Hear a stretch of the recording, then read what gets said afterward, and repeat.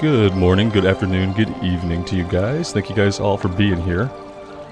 Storm, Third Coast, Monica, Mendy, Mike, Jackie. Welcome, guys.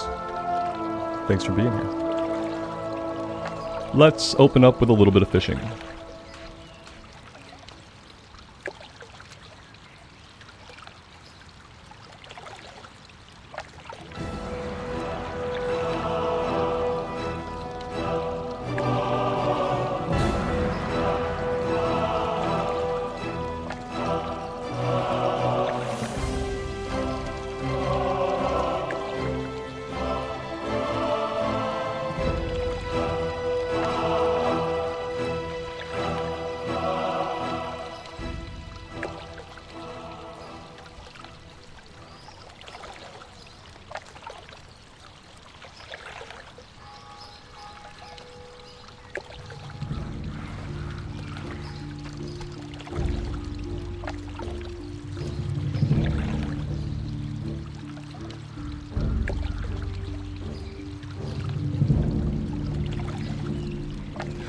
Mike, 105 at 11 a.m. sounds really, really bad.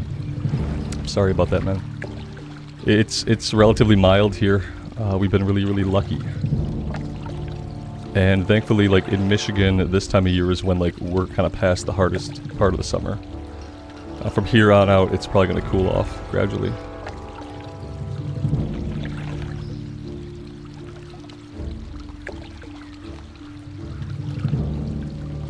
That's terrible. 112 degrees. Basically inhumane conditions for anybody who has to be outside.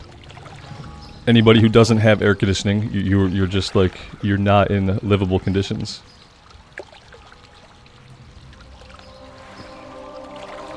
Especially because in a lot of those places, like I doubt you guys cool off much overnight, right? Like you're not getting down into like the 60s and 70s overnight, probably even. And so there's like no chance.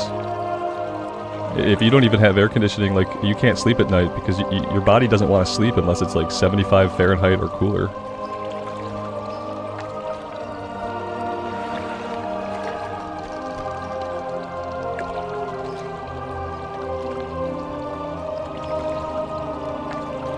Yeah, it cools off to 89 degrees at night, right? It dips down into the low 80s every evening. For a couple hours. 89 was the low. Yeah, Mike, I remember some nights like that from Missouri where like the low would be like 80 something degrees.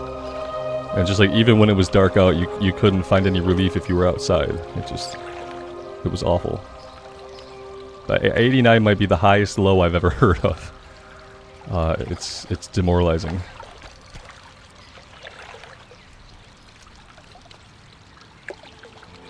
We're getting to a point in the year where if I woke up early enough, which I don't, not in the summer, if I woke up early enough, it would be cool outside.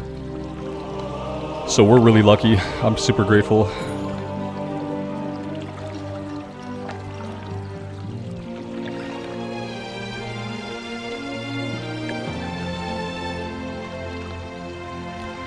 Alright, I actually want to go learn leatherworking, or not leatherworking. I want to learn skinning, and we might have to start working on some skinning in lieu of fishing. Because we have 0 skill right now. And I'd like to get us to the point where we can do the skinning over in Westfall and Loch Modan at least.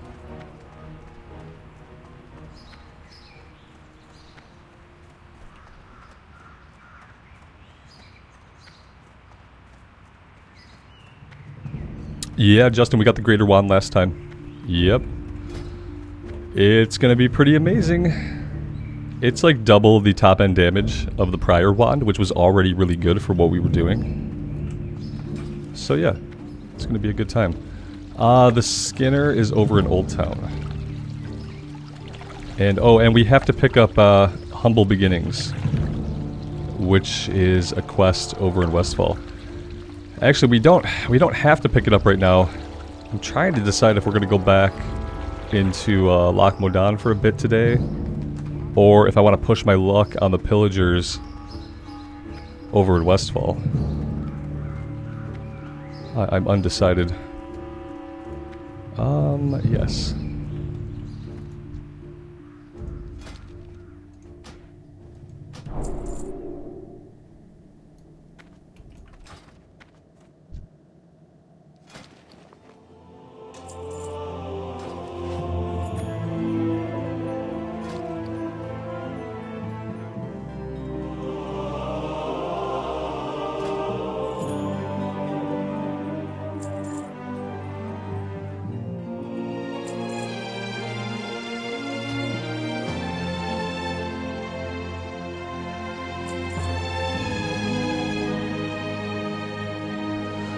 Please don't let the character die in Moonbrook. I don't think we're going to go to Moonbrook. I think for that quest, I'm going to stick around the Alexton Farmstead.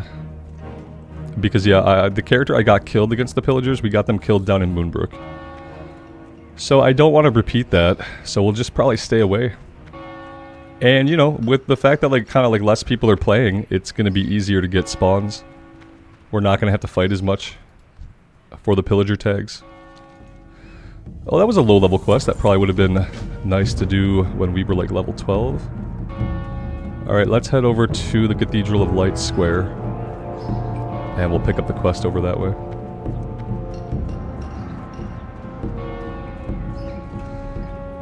Yeah, Chris, the Paladin's retired. I transferred him over to Mankrik. He's not even on Bloodsail anymore. I wanted to kind of make it final. But I wanted it to be like a private moment between me and my Paladin, so... Yep, he's retired to Booty Bay, where he'll likely live out the rest of his days.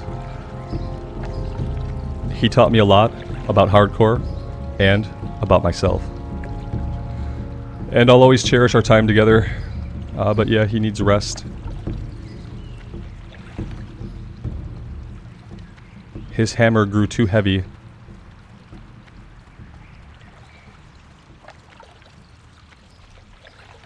Whitney, good afternoon. Thanks for stopping by.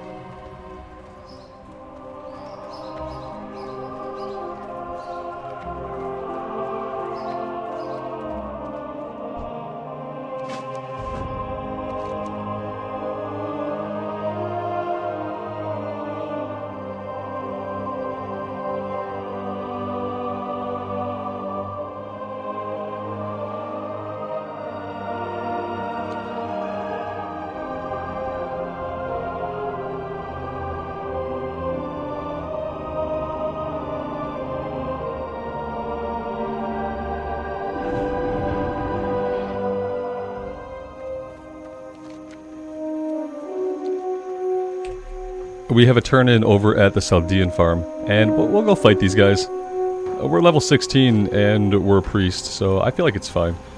If we fight a couple of them, and they wreck us for whatever reason, then we will reconsider. But I think that we're fine to do this. We'll turn in the Furbrow Deed as well, even though we're not going to get any experience out of that. Did I learn level 16 spells? Ugh. Fail. I don't think so. If I'm being honest, I don't think so. I don't recall. It's like a 50-50 chance that I did and that I didn't. It would have been a good time to, you know, while we're in Stormwind.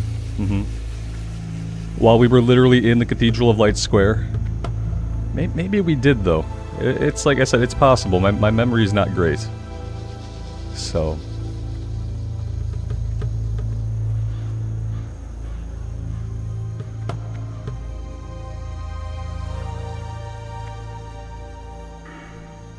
we did spend the talent point, so there's hope. There's hope that maybe we trained.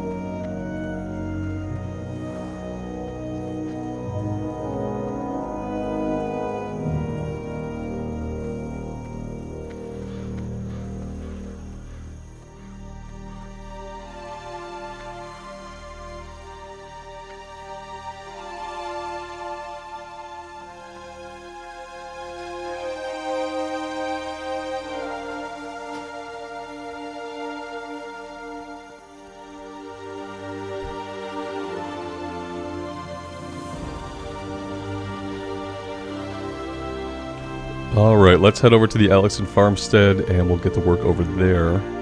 Other than that, yeah, I don't think we'll do the next part.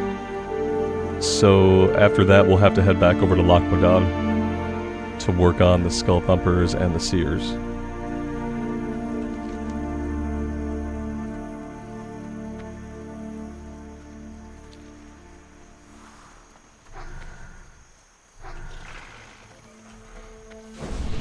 Do dead mines, Joel? We'll do dead mines when we have all the quests. Yeah, we can keep in mind, in this version of hardcore, we can only do dead mines once. Because that is one of the arbitrary rules that we are working with here. So we can only do it once. We want to do it when we have the quest. Which we don't yet. We'll have it at the end of, we'll have to finish People's Militia. We have to find the messenger, the Defias messenger. And we have to do the escort. I have to run to Red Ridge and talk to Wily. Like, I have a bunch of stuff I have to do before we're, like, remotely ready to do dead mines. Also, ideally, I'd like to be level 19 or so by the time we do dead mines. Maybe 18 or 19 at the lowest. So, yeah. If it were official hardcore and we could do the dungeons once a day, I would definitely look for a group. Yeah. I would be more than happy to look for a group right now. If I knew that tomorrow when I had all the quests, I'd be able to do it again. But right now, that's not the world we live in.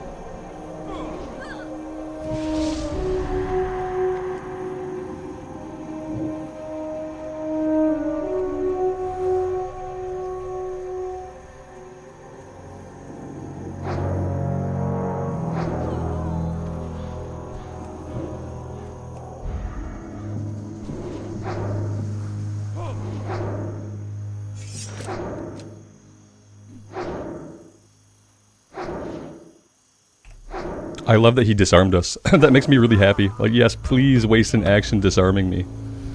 Please, because they can't disarm the wand, they just disarm our melee weapon.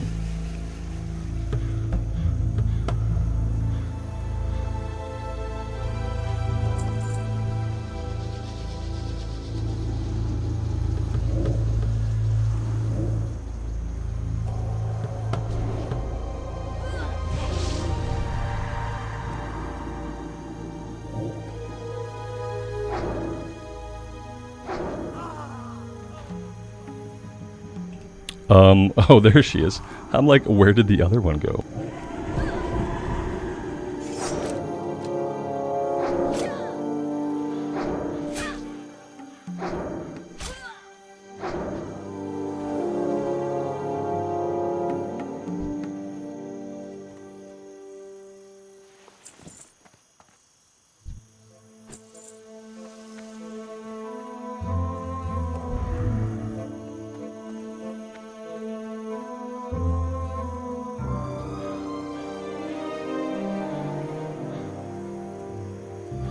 Here's the item we need.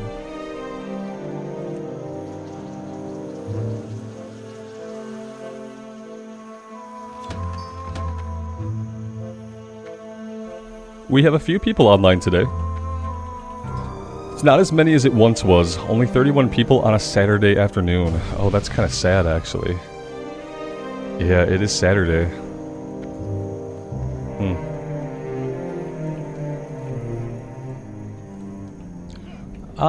I don't want these guys. I think I'm gonna pass.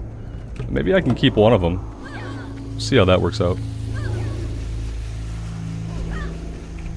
I mean, I could probably deal with two of them if I hadn't been running first. Let's do this.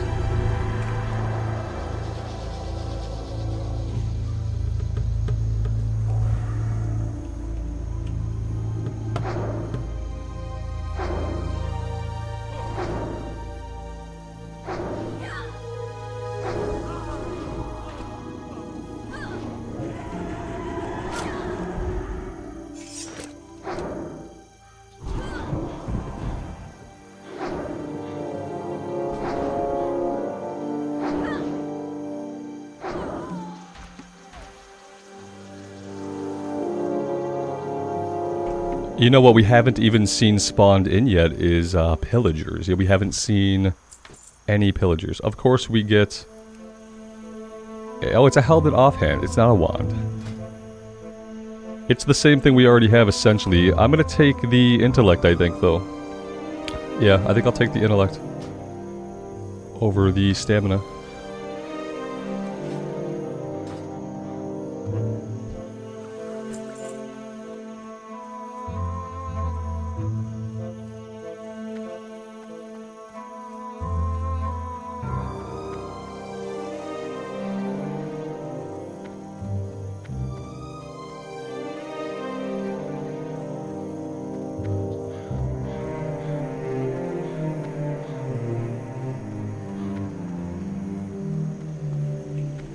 Yeah, we have a great wand. That's helping out a lot. As far as like why we're able to do two pulls like this, it's mainly because we have an amazing wand. And we don't have to rely on our mana.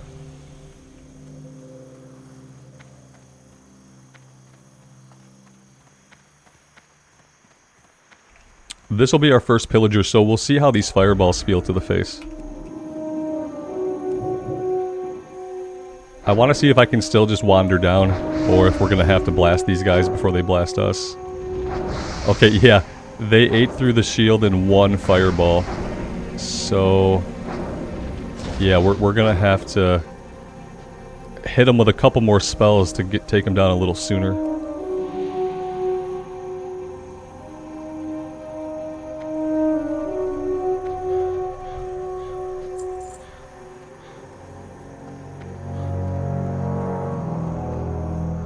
In the meantime, I'm gonna fight the Harvest Watchers when there's nobody over here left to fight, just so we're not losing XP by standing around doing nothing.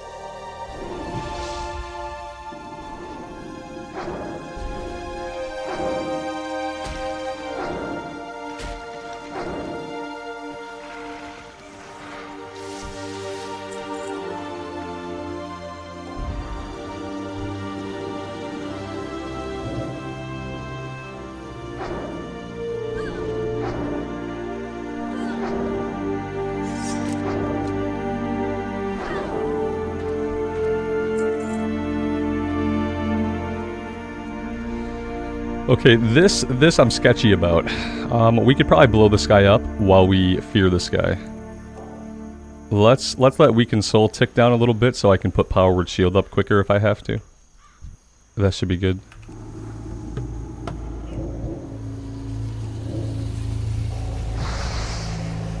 Oh, someone else tagged that guy. That's fine.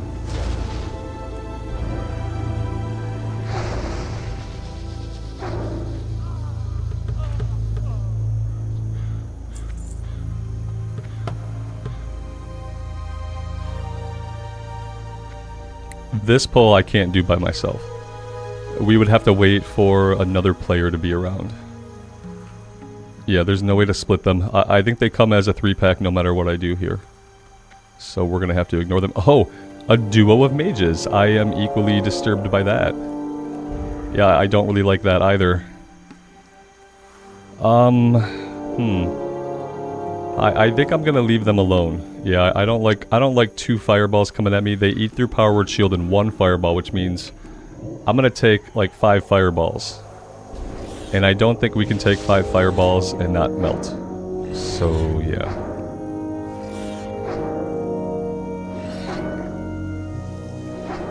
Yeah, I worry about that because I'm not going to be able to pull them out here and fear them where it's safe. If I were to fear them, it would be here, and I fear that they're going to run... I fear that they're going to fear run towards other enemies, so... I'm going to kind of hang out. We have a level 14 warrior. They're probably not on this quest, but they're killing looters, so maybe they are. We'll wait and see if any other people come by.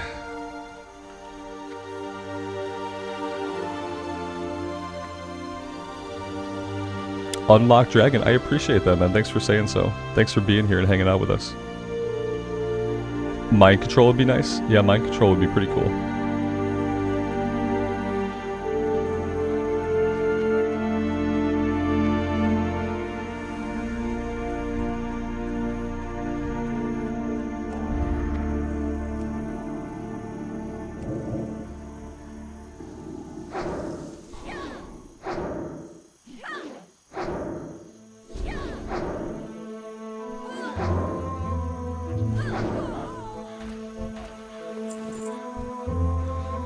Alright, yeah, we're gonna do this. We're gonna try to power down the Pillager. We'll dot fear the melee guy, and we'll just see if it works.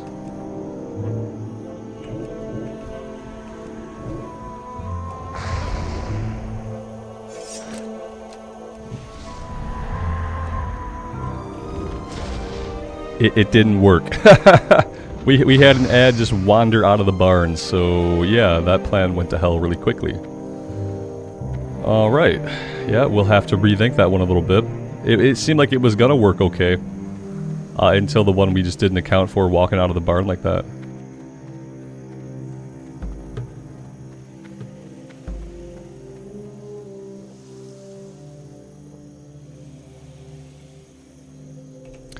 We talked about Fade a lot, and what we determined about Fade after using it and having a couple of discussions about it is that it seems to only work when you're in a group, to drop aggro from yourself when there's like an aggro table that's shared between players.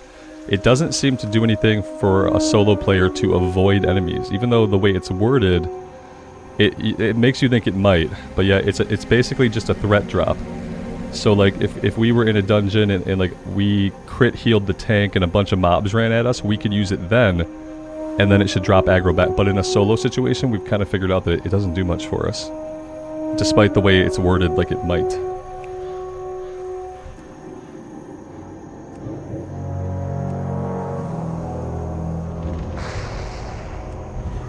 Jeffrey, good afternoon, man. Thanks for being here.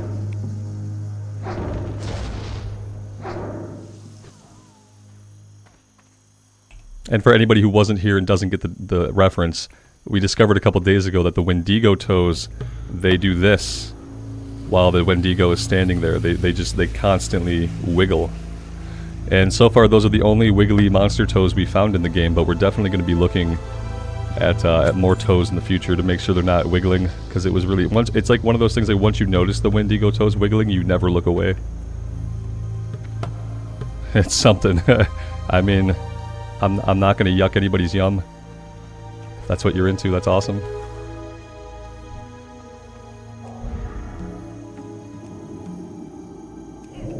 Alright, let's try this again. We scared a critter, and that kind of threw me off for a second.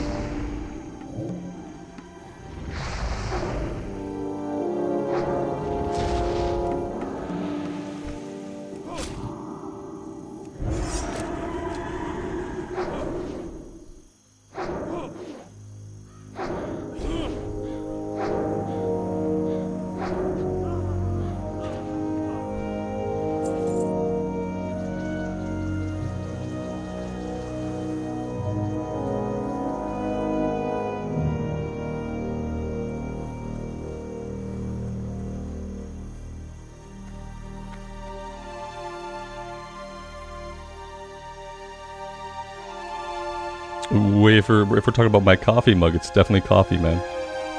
Yeah, it's definitely coffee. And water. I have a water bottle too. I have all the fluids that I need. Alright, where are we at? We're doing pretty good with looters. We need 5 more. We need a ton more pillagers. And some of them just aren't very accessible. Should be able to tag this guy.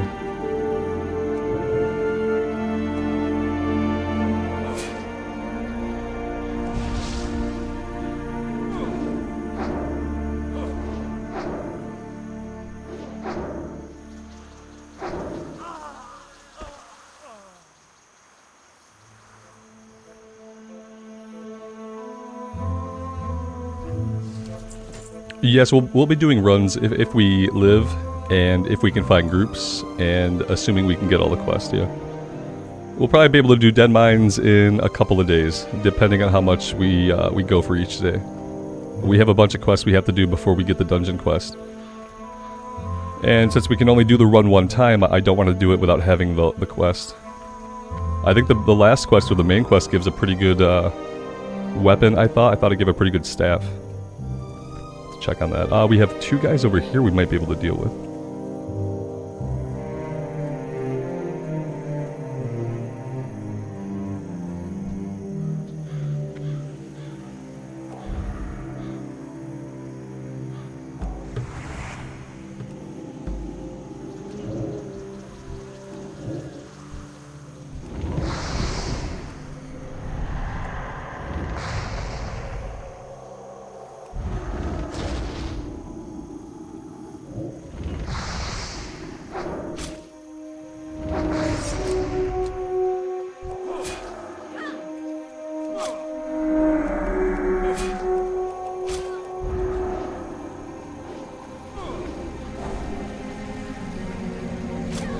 Yeah, we'll be healing dead mines. Mm-hmm.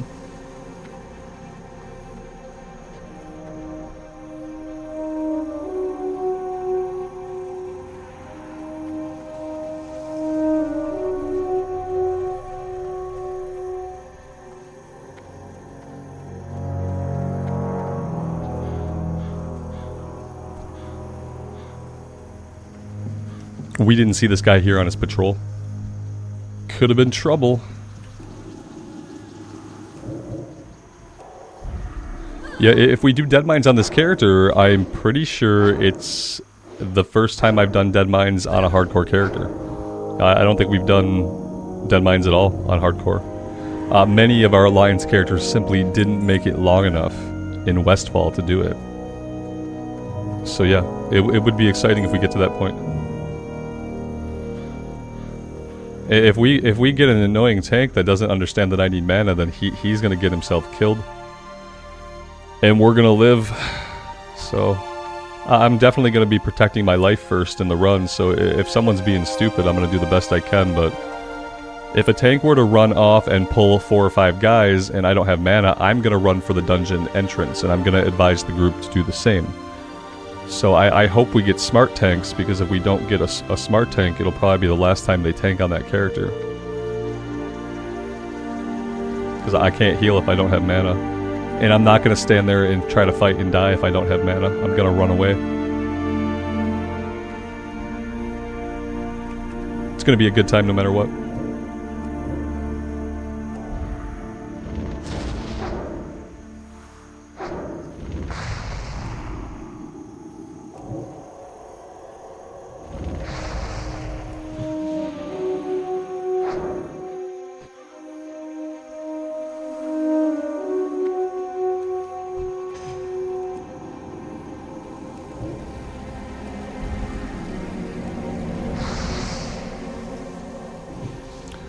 It won't be the first dungeon. We did Ragefire Chasm and Wailing Caverns as a druid tank on the Tauren Druid hardcore run. Yeah, we've done a couple of dungeons, literally a couple.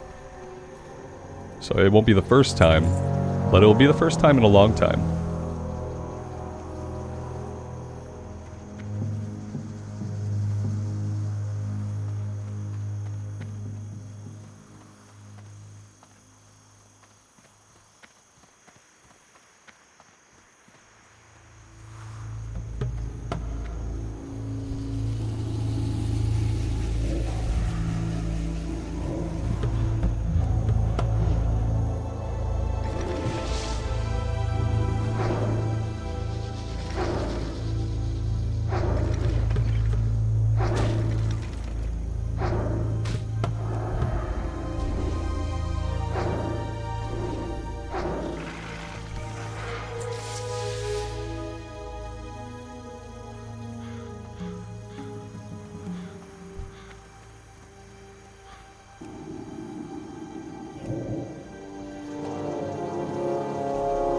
They prefer Minotaur, not upright cow. Yeah. Oh, we're getting beamed by two of them, aren't we? Are we getting beamed by two of them? Is there another pillager hiding behind that cart? I have a feeling. I have a suspicion that we were getting hit by two of them there. Yeah, I don't think that was one guy hurling fireballs. I saw fireballs kind of coming through the cart. Oh, that was shifty. If I hadn't been paying attention and hadn't noticed that, we could have died quick. Yeah, that was definitely double caster. Double caster. Oh man, oof.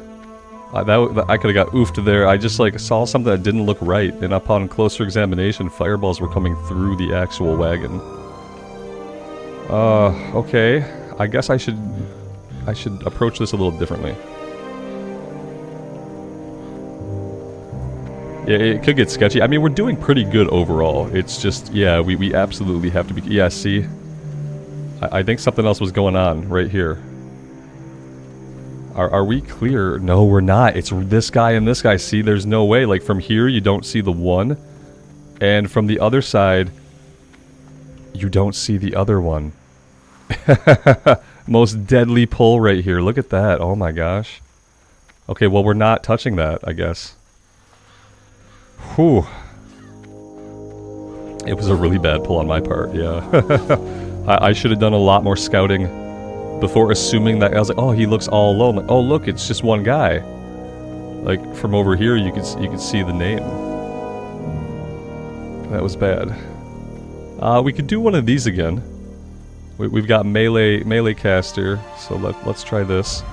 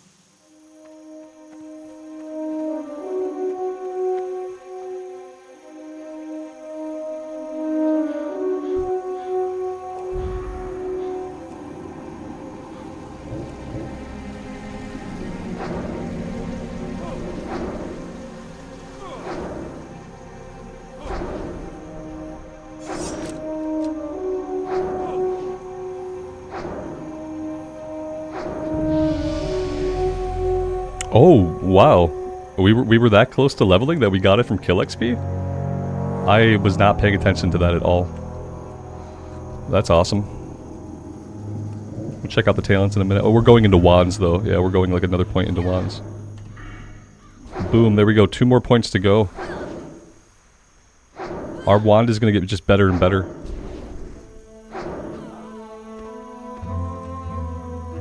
Thanks, guys.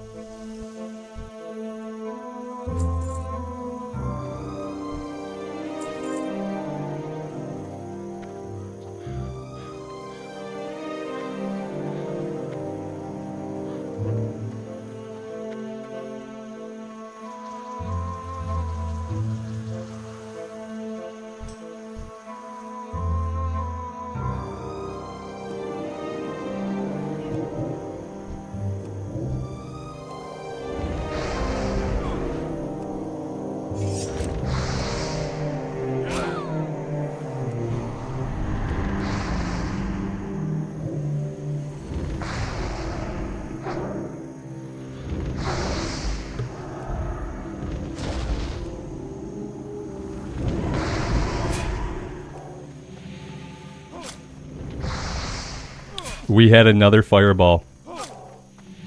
We had another fireballer. Not good. I didn't see that one at all. Ooh. we gotta finish this one. Yeah, we gotta get out of here. I didn't see that fireballer. Oh, it's deadly. A little bit of excitement today.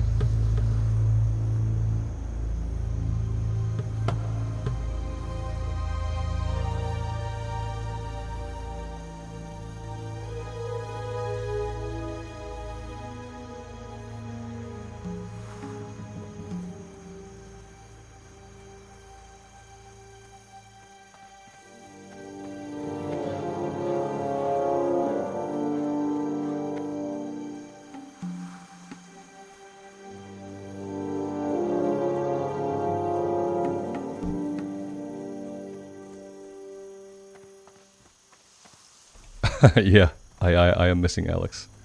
That's true. I do just I need to be paying more attention, I guess. I have felt pretty focused, but apparently not. It must have been one of these guys that it might have been two of them shooting us actually. Like now that I look around, unless it was somebody over here.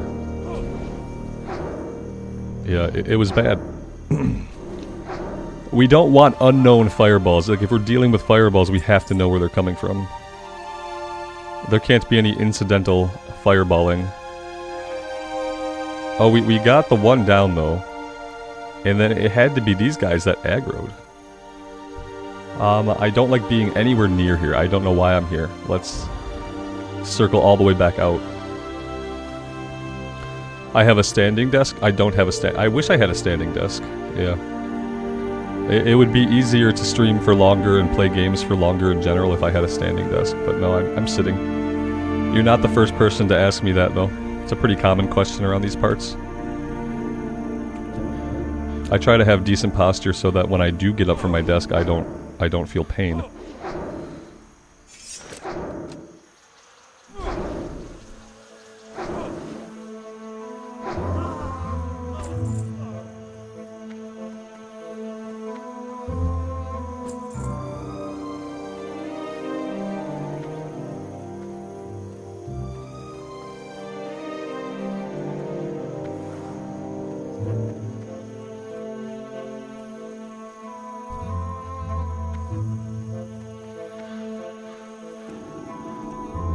Alex, good afternoon.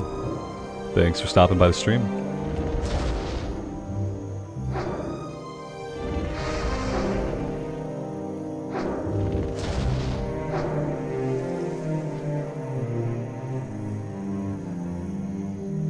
The wand is cheating. Yeah, it basically is. The priest is basically easy mode. Just like people told me the paladin was also easy mode, now the priest will also become easy mode, of course.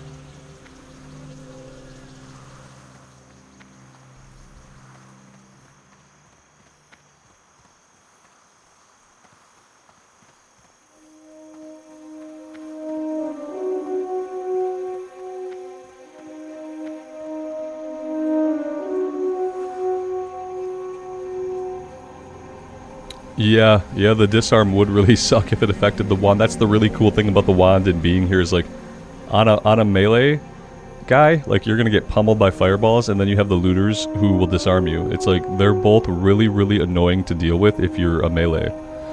If you're a caster, like yeah, they're annoying to deal with, but at least you're not getting disarmed.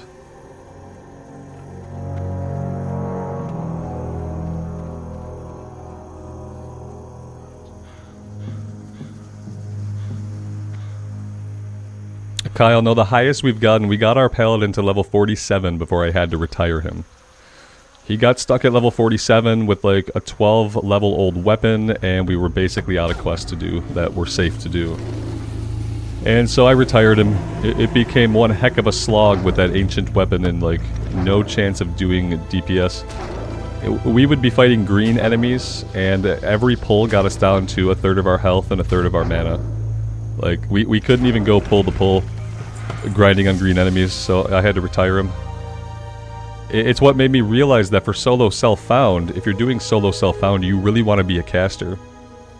Because you're not relying on a weapon to give you damage or more damage. You're getting spell ranks as you level up. You're always going to get more powerful on a caster. But oftentimes, like, the only way you're going to see a big power spike on a melee is if you get an awesome new weapon. And in solo self-found, you don't get a lot of awesome new weapons. Heavy, good morning, man. Thanks for being here. Jory, good afternoon to you. Glad you're doing well.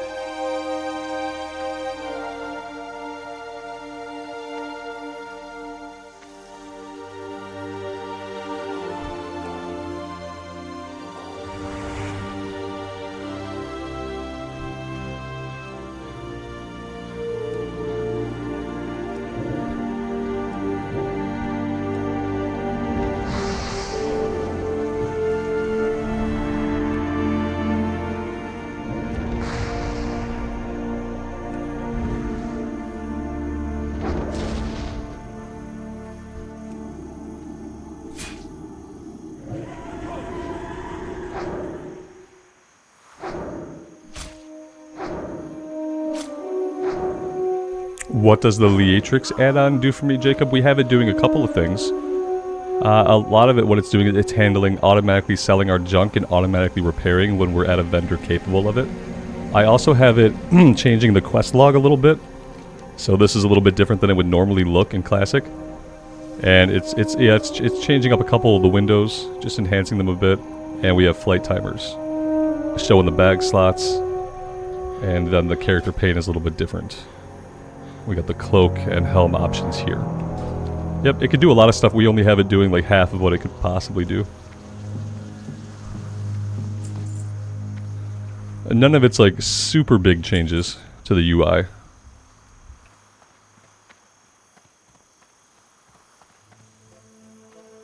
I used to be a person that didn't use add-ons at all. And then, like, over time, I've grown to be okay with add-ons as long as they're like, low-key add-ons that don't, like, drastically affect my user interface. Yes, Mike, it did allow us to change the intensity of that rain that one time. Yeah, that's a weird thing that it can do. It can somehow change how much intensity of the weather effects you see. Which, to me, is, like, kind of incredible that it can do that. But yeah, that's right, it does that. It's like, so if you're in an area and it's raining way too much, you can go in here, and I forget where the slider was. Somewhere in here we were able to adjust how much rain we... Oh, set weather density. Yeah. You could set the weather density. So strange.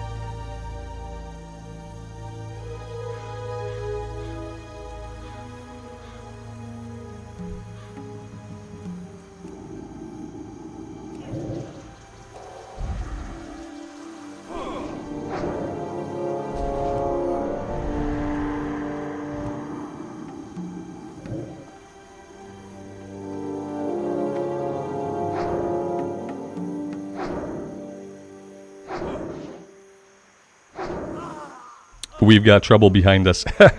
I knew to look back there because I think that's what happened last time, is we had a runner go over there and pulled the two pillagers. I'm glad that I looked this time because, yeah, that was never going to be fun. Is this the best expansion for me? I mean, this isn't an expansion, to be fair. This is vanilla. Is this my favorite version of the game? Yeah, maybe. Right now it is, you know. It's the version of the game that I've had the most fun with, like, in the last 6 months to a year. But, you know, prior to that, I would have told you Wrath of the Lich King was my favorite version. Prior to that, it probably would have been BC.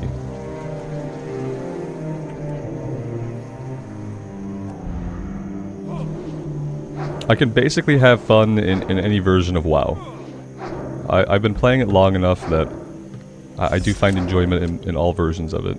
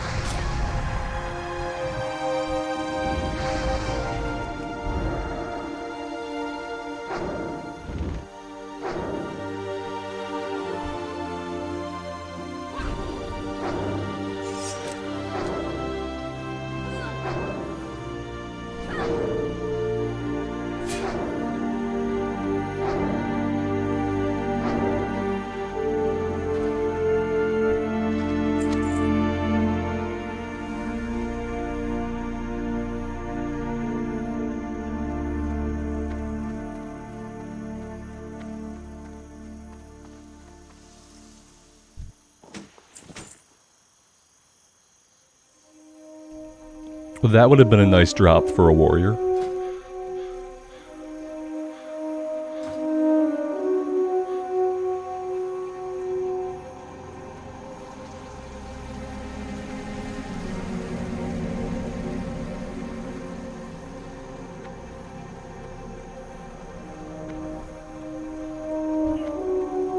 I managed to aggro them.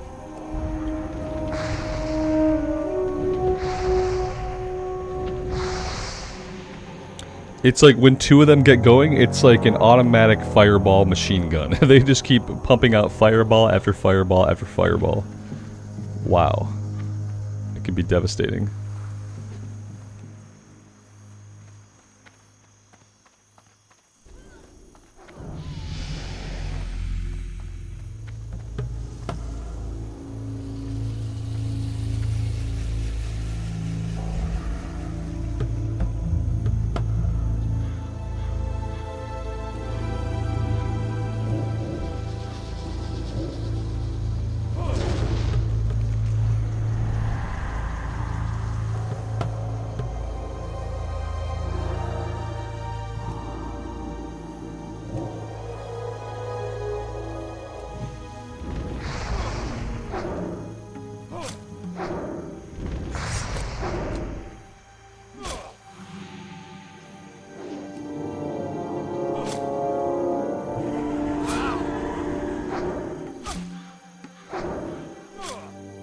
What happens if you click revive when you die in hardcore? You revive right now, and then you get a little failure mark here for your verification status.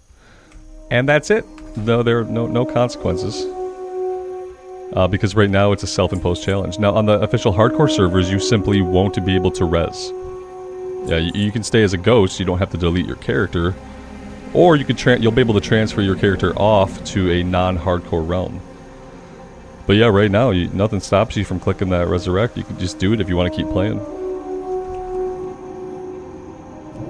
But like right now, even if you got a hardcore character killed and you wanted to keep playing, you can actually send your character from Bloodsail Buccaneers to another server. So right now, you have free character transfers off of this realm right now.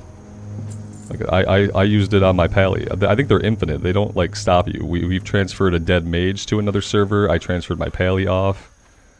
And so that's kind of the cool thing they did for Bloodsail Buccaneers and Hydraxian Waterlords is like as they are slowly killing these servers' populations, they're letting people who like have those hardcore characters, letting them transfer them off to just a normal classic era cluster, which is really cool.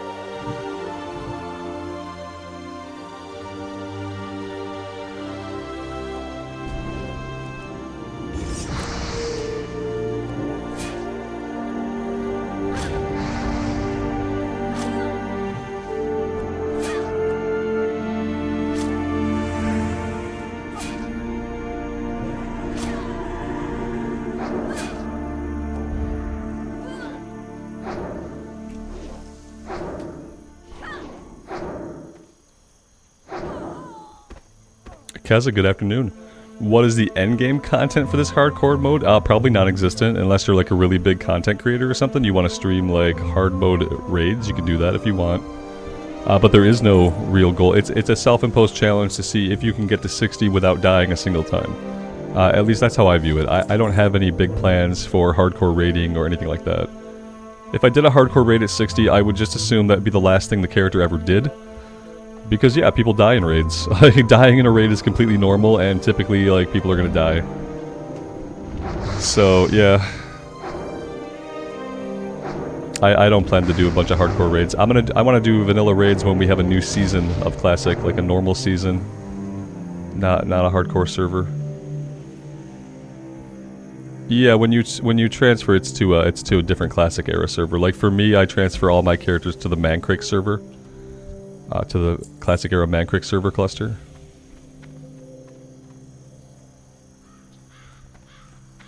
Yeah, I don't know, like, I wouldn't want to, yeah, Indy, I wouldn't want to heal a raid at 60, especially because, like, I didn't do those raids in vanilla. I'm not familiar with them because I never really liked the idea of 40-man raids.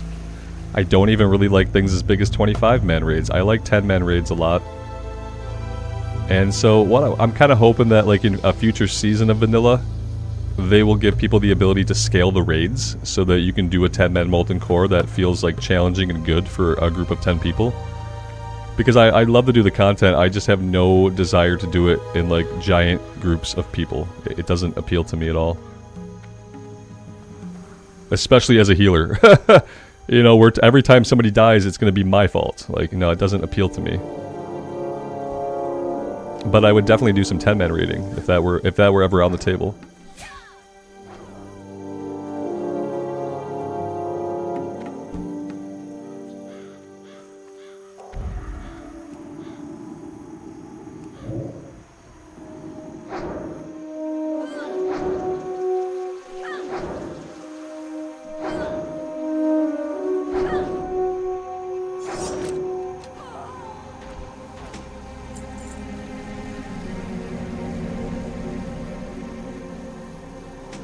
Oh my gosh, our inventory is finally full. I had forgotten all about our inventory. We're done though. Hey, the inventory is full. We're actually done with the quest.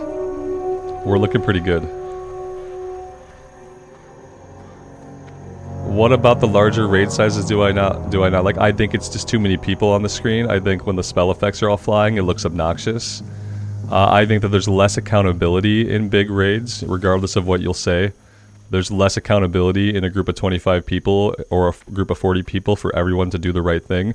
There's more potential for lower skilled people to get carried through content when you're talking about 25 and 40 man stuff, as long as they're not dying, they can just get carried. I don't like it. I think a 10-man group, some of the funnest times I had in raiding was 10-man Ulduar hard modes back when Wrath first came out. Because everyone had to be accountable, we all had to play our best, we all had to learn and grow as players. And just like really push ourselves. And I don't think that happens in 40-man. I think you have a group of people in a 40-man raid that really push themselves, and then I think you got some people that are probably just able to be carried through content.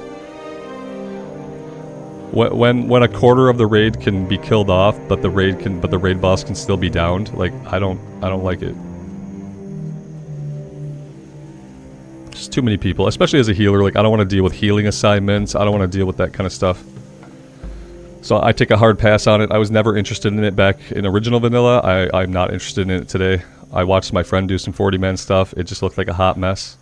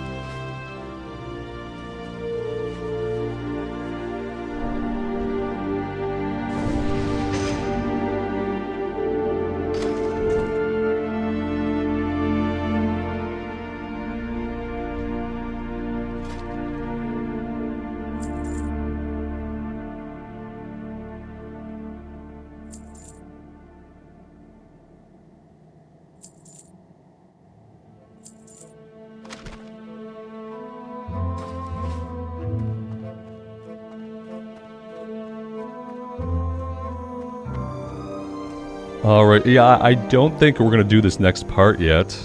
I don't think we're going to. But I wonder if we need to go down to Moonbrook just to kind of look for the messenger. Nah, I don't want to deal with it right now. Maybe we go back over to Loch Modan.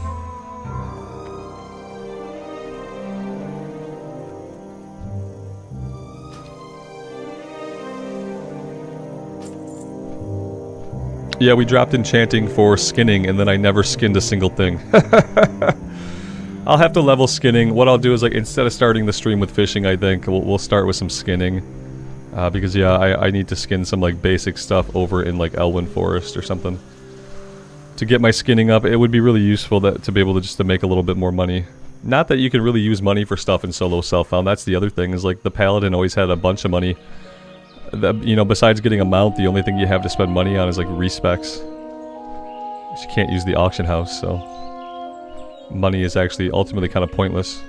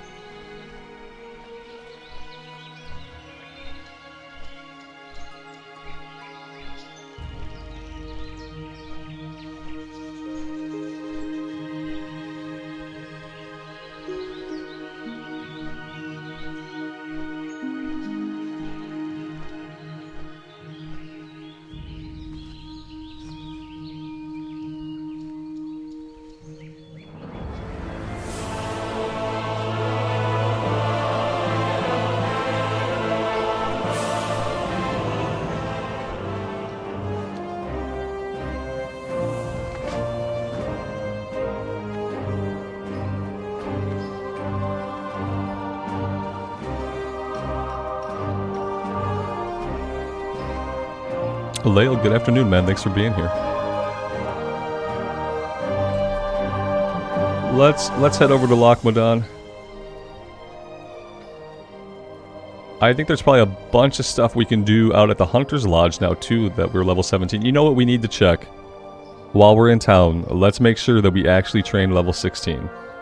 And let's turn in the pocket watch that we got from the Alexon Farmstead. Yep. Layla, it's been a pretty good day.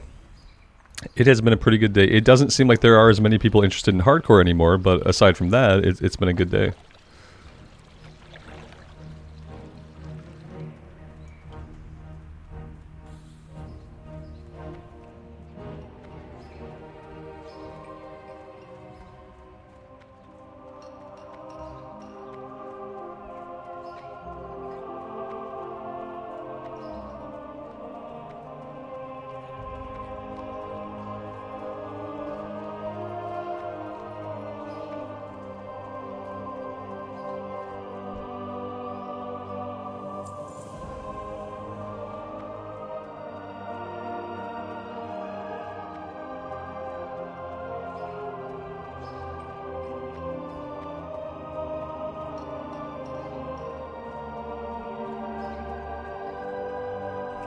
They're doing a hardcore mode in Valheim?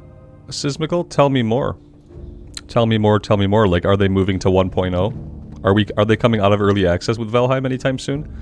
I want to do another Valheim run, like a lot. But, you know, the last time I did a Valheim run, learning how to do the boat killed me. And I can get around that. I have plans for dealing with the boat. But yeah, they're getting world modifiers. Okay, so I should wait. I need to look. So what you're telling me is I need to look at some roadmap stuff for Valheim, see what's coming out, and I need to like time my playthrough around that. Okay, cool. I like what I'm hearing. That's very exciting. This is a paladin trainer, Robert. Came to him for 300 hours, but we're not going there anymore. There's a priest trainer somewhere. You know, yeah, V Rising was a good game. I didn't really get into it. I had my old computer at the time. My old rig just didn't run some games the way I wanted them to run, so I like, there were games I couldn't play. I gotta play me some Valheim though. I wouldn't mind on like the next big launch of like V Rising, whatever they put out next, to like try that again. Dakota says, I will not be surprised if his character dies now. This character's not going to die, Dakota, regardless of what other games I'm excited about. Because yeah, even if I play Valheim, it's not going to be a stream, I don't think. It's going to be an immersive series on the channel. Valheim is not going to be able to take the stream slot away from WoW Classic. Unless there's a sudden big resurgence in people actually being interested in Valheim. I would do videos first, and then if there was a ton of interest in the videos, I'd probably do some stuff in a stream, like, you know, just some side stuff. But yeah, I wouldn't, I'm not gonna off the bat just start playing Valheim again out of nowhere and think people are gonna come watch my stream, because that's not how YouTube works. I find that out with Baldur's Gate 3, it's like, that's not how YouTube works. YouTube's not gonna show that to anybody. Okay, we need to go to the Dwarven District. I'm kind of taking a detour here. I didn't need res. Damn it, Mike, they got me. I was talking and training at the same time, and they got me to spend money on res. Jerks. Yeah, Dakota, I usually do set it up. I did schedule it today about an hour out. Yeah, at like a 10:30 or 11 o'clock, I scheduled a stream for noon. And some people see it when I schedule a stream, and some people don't. I need to be better about scheduling it a day ahead of time. But the thing about that is, like, if I schedule something a day ahead of time, the hour that I schedule it for is just kind of a placeholder. It's a placeholder at that point that's going to change a couple times depending on like what's going on in my day. And sometimes that bothers people. Like when I schedule it for 11, but then it turns out I'm not going to be on until 1, and then that turns into 2. Like, but yeah, I probably need to put it out there a little bit more ahead of time. Because yeah, Dakota, I get it. Yeah, I've looked at it on my own YouTube account and not seen my stream, even though I know I have it scheduled. My wife will be like, "Oh, there's no stream." I'm like, "Yes, there is. It's scheduled. I'm looking at it. You have to go to my page and go to the live tab, like, and then you'll see it." But unless you do like a lot of specific stuff to see it, sometimes YouTube is not going to show you. Yeah, Sismical, the funny thing is like YouTube will tell you, hey, you should try something new. Try attracting a new audience. And then when you do something new, your channel gets severely punished in its metrics. And then that doesn't only hurt that video that doesn't do well, it hurts every other video that you do, because now YouTube is just showing your stuff to less people. Like, a couple days ago, I had 200 people in chat. It was the top concurrency I ever had. And then I played some Baldur's Gate 3. And now, like, there's only 93 people here right now. It's stuff like that. Like, you will get swiftly and immediately punished by stepping outside of your zone. And it's like, for some reason, like, new MMOs tend to do fine on the channel. I've had Valheim do well on the channel in the past. But things that are, like, outside of that kind of, like, this perspective of gameplay, like, they don't do well. So, yeah. And I'm sure that does make a lot of creators burn out when they're forced to, like, do the same kinds of content. So, there's that.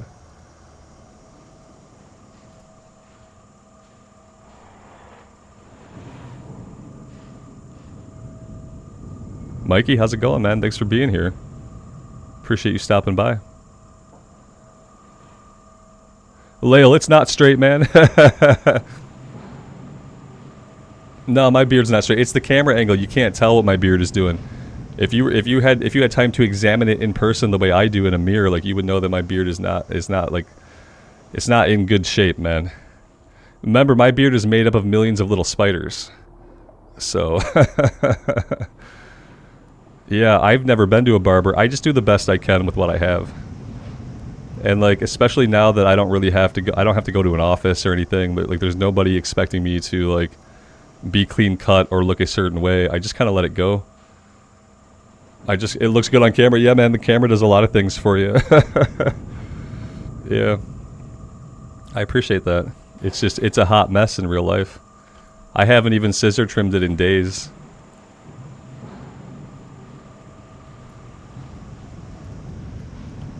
And it's made out of a million baby spiders.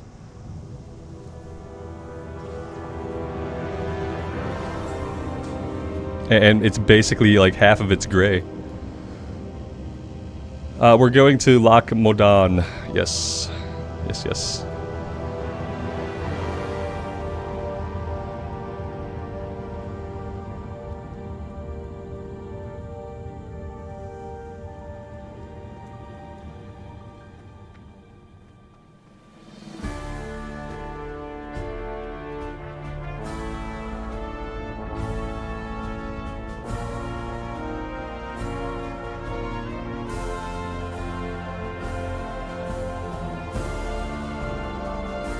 Indy, I'll focus on what I want.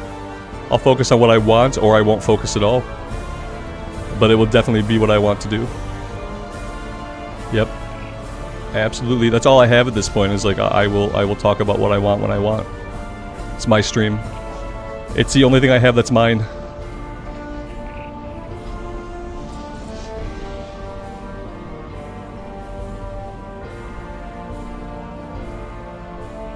You guys can talk about whatever you want, within reason. And if I don't like it, I'll just mute you. But you guys can talk about what you want, and so will I. Yep. Yeah, you guys can talk about what you want, and, like, you know, we know what happens if I don't like it. We got a scorched earth policy around here for anything that gets my troll senses tingling.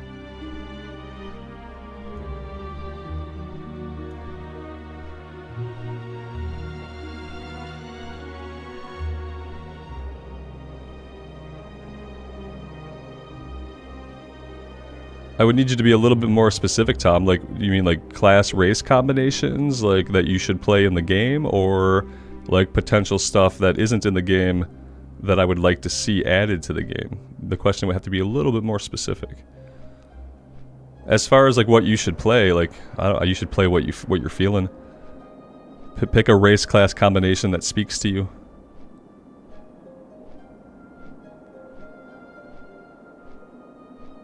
Lael, that sounds awesome, man. That sounds awesome. That's right, library is basically just a place for caster gear, isn't it? And then armory is mainly like melee stuff. It's nice in a way, but then like when you tank library, like you know you're not getting anything out of it. You're there as the tank and you're like, there's nothing in this dungeon that drops for me. You're doing it for the quest. I wonder if that makes it hard to find tanks that want to do things like library, that are very caster oriented.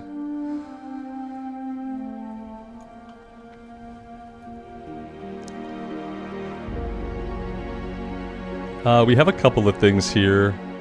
Oh, that's red. And that's elite. Okay, yeah, we're good. So, we could come down here, we could take on the Seers, we could take on the Skull Thumpers. We do have some breadcrumbs leading us out to the east. Bingle's Missing Supplies is level 15. And if we do that, we could kill some of the trogs that we need for the other quest. Let's head out to the Hunting Lodge. Yeah, I think I want to head out to the Hunting Lodge. I want to do that stuff. I want to do Bingle's Supplies. And try to get that stuff done. So, yeah, that's what we should do.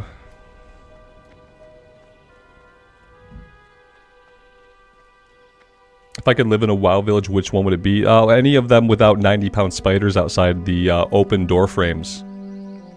So probably none. No, I don't know.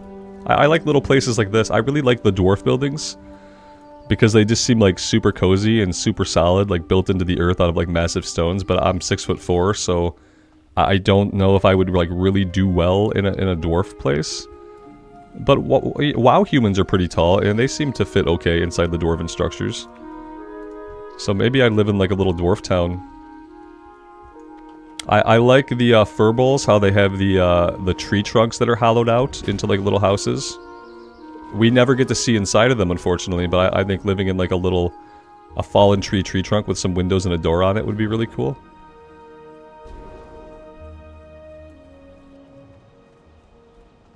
Darkshire, where every couple hours Stitches comes and murders the guards. Not relaxing.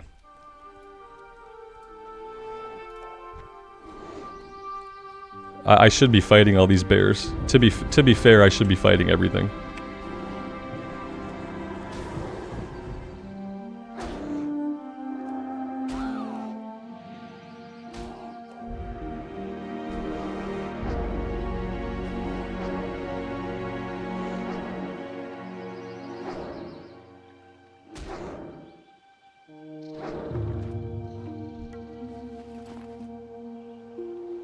Requires skinning 40. Oh, I gotta level the skinning.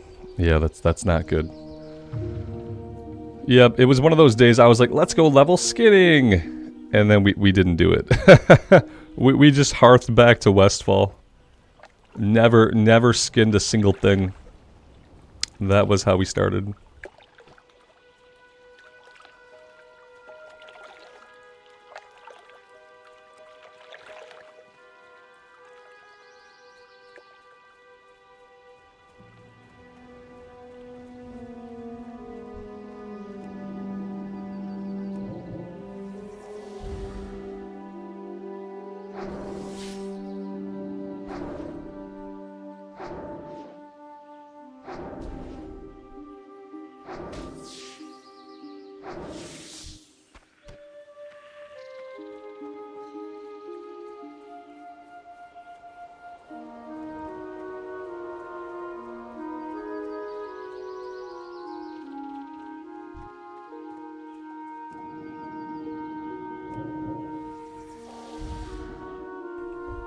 A blue wand sounds amazing. I need to keep that in mind.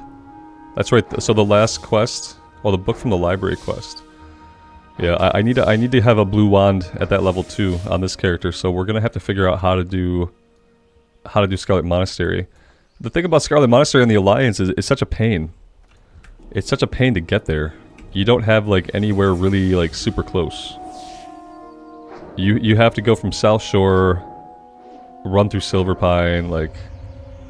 It's kind of a long journey, you know. Whereas the Horde, they can get on a Zeppelin and they can just be, you know, be right there.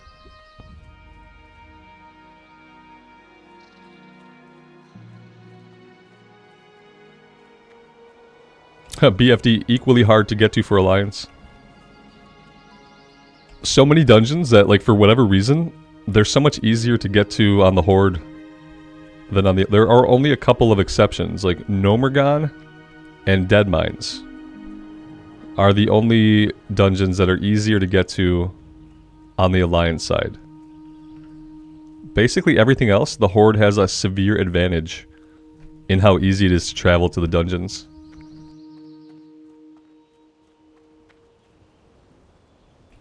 Blue Owl, I appreciate that, man. Thanks for being here and hanging out with the stream.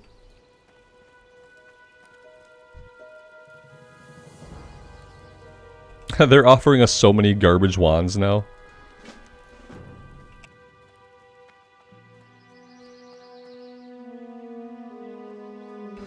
It's easy if you like have been into Kalimdor at all, but like think about this character who's probably not going to really get to go there till much later. You're right, it's probably not hard to get there. Eventually it's safe.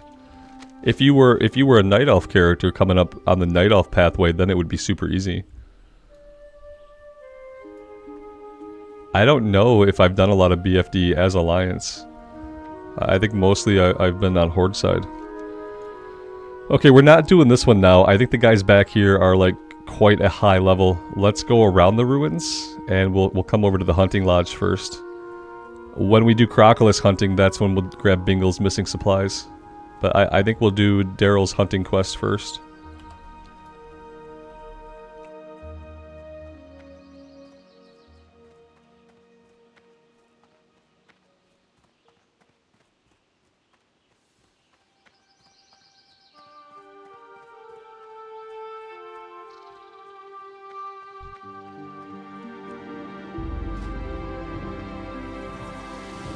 Wands use different schools of magic. Yeah, they do. That's important when you're fighting, like, elementals. You know? Like, if we had a fire wand and we were fighting fire elementals, it wouldn't do anything. That's kind of what's good about an arcane damage wand, is I don't think there's anything in the game that's immune to arcane. And correct me if I'm wrong. But in my mind, that's the good thing about having an arcane, or even like a shadow wand. Is that, like, with a fire wand, you're occasionally going to come up against a fire elemental. Suddenly your wand's gonna be useless. And there's no ice wands, right? There's no water. There's no water wands, right? It's fire, shadow, arcane, right? If there are frost wands, I've never seen them. So that would be really cool.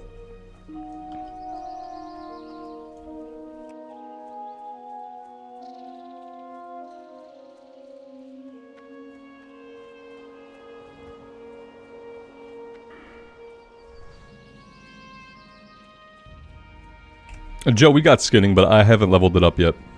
Yep, we have to go outside in Elwyn Forest and like kill stuff for a while. I'll probably work on it at the beginning of the next stream. Instead of doing fishing, we'll open up with some skinning. And we'll get it leveled up eventually. It's not going to be hard. There are frost wands?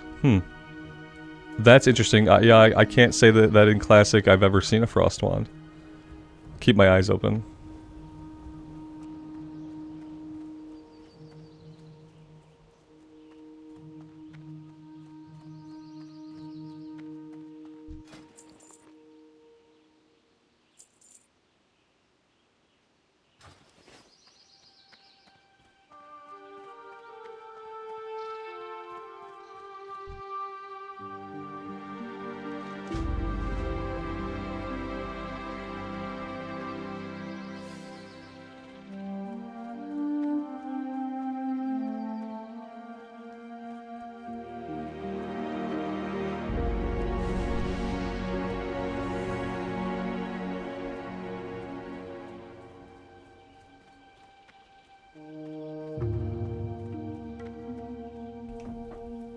You started a druid, Joe. I hope you enjoy it, man.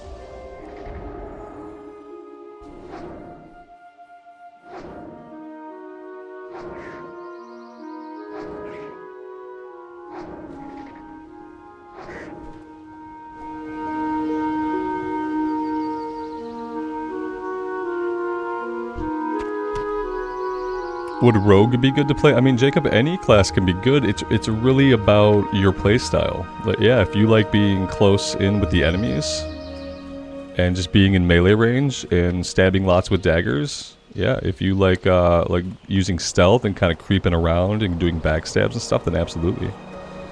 But yeah, I'd say just think about the class descriptions for each class and try to think like, what would I want to do in a fight in this game? Do I want to be at range or do I want to be up close? Indy, thanks so much. That's super generous of you. I really appreciate that. Thank you. Yeah, for what class to play, it's all about you. And what I found is sometimes, like, especially if you're new to the game, it could take you a while to play some different classes to find one that, like, you really vibe with. Like, when I started playing, I played on a Troll Hunter, got that to, like, 29. I played an Undead Mage to level 25, and then I finally found my Tauren Warrior. And that was the class that I got to 60. So yeah, you can definitely like spend time on other classes, but then realize, maybe there's something else out there for me.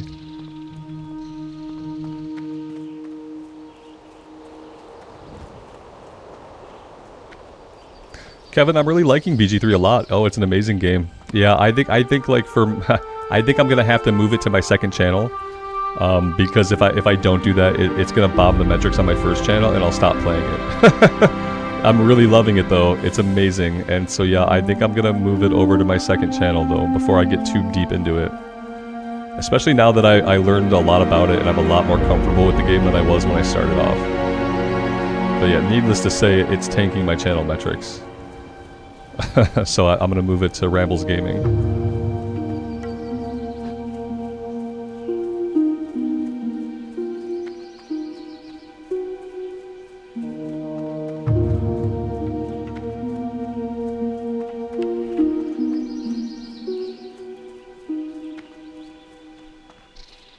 We got 11 minutes to find a bunch of buzzards that I'm just not seeing. I haven't seen any other players either. That's the weird thing. No players and no buzzards. Maybe I'm looking in like what's technically a bad area. Maybe I want to head to the north. I feel like yeah, here we go. Yeah, there should be a few back here, right?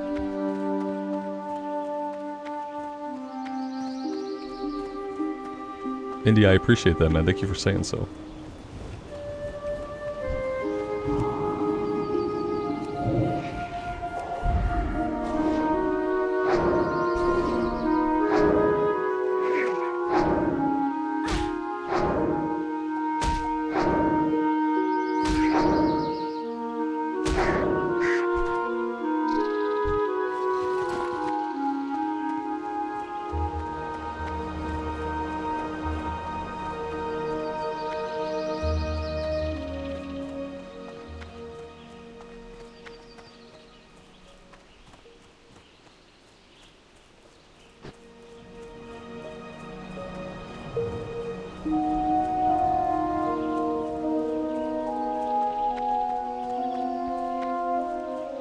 Surprisingly, it was a male troll. It was a body type A troll hunter, and like these days I can never play a troll like that because they're all bent out of shape. It gives me like sympathy pings in my back to watch the male troll hunters like stand around, walk around, anything. But yeah.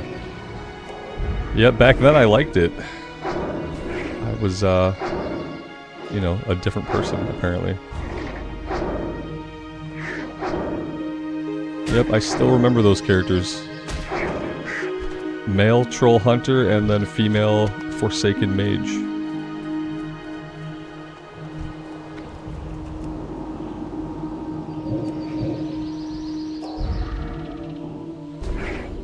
I use Mind Blast a lot of the time. We usually open with it. Sometimes I guess I don't, but yeah, I usually try to open with Mind Blast. Unless I'm just not paying attention, then I bubble and wand, and I basically just bubble and wand because wand is super powerful, and look, we don't have to use any mana. And the kill rate seems okay, especially compared to the paladin. Like, coming off the paladin, The kill rate for any class seems okay coming off of the paladin, so.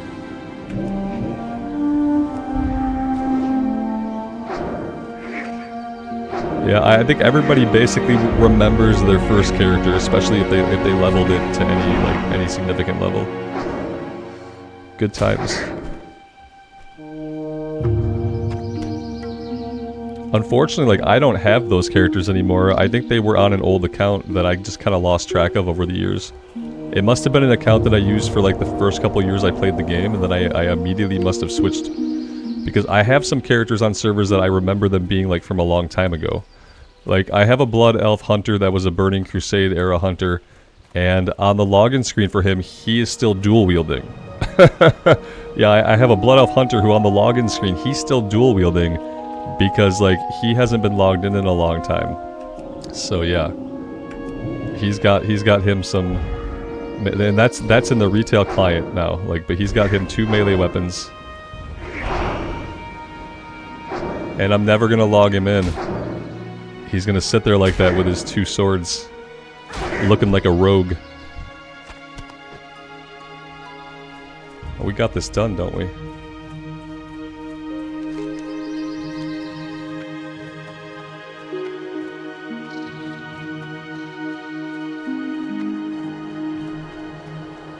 JD, nice. It's awesome.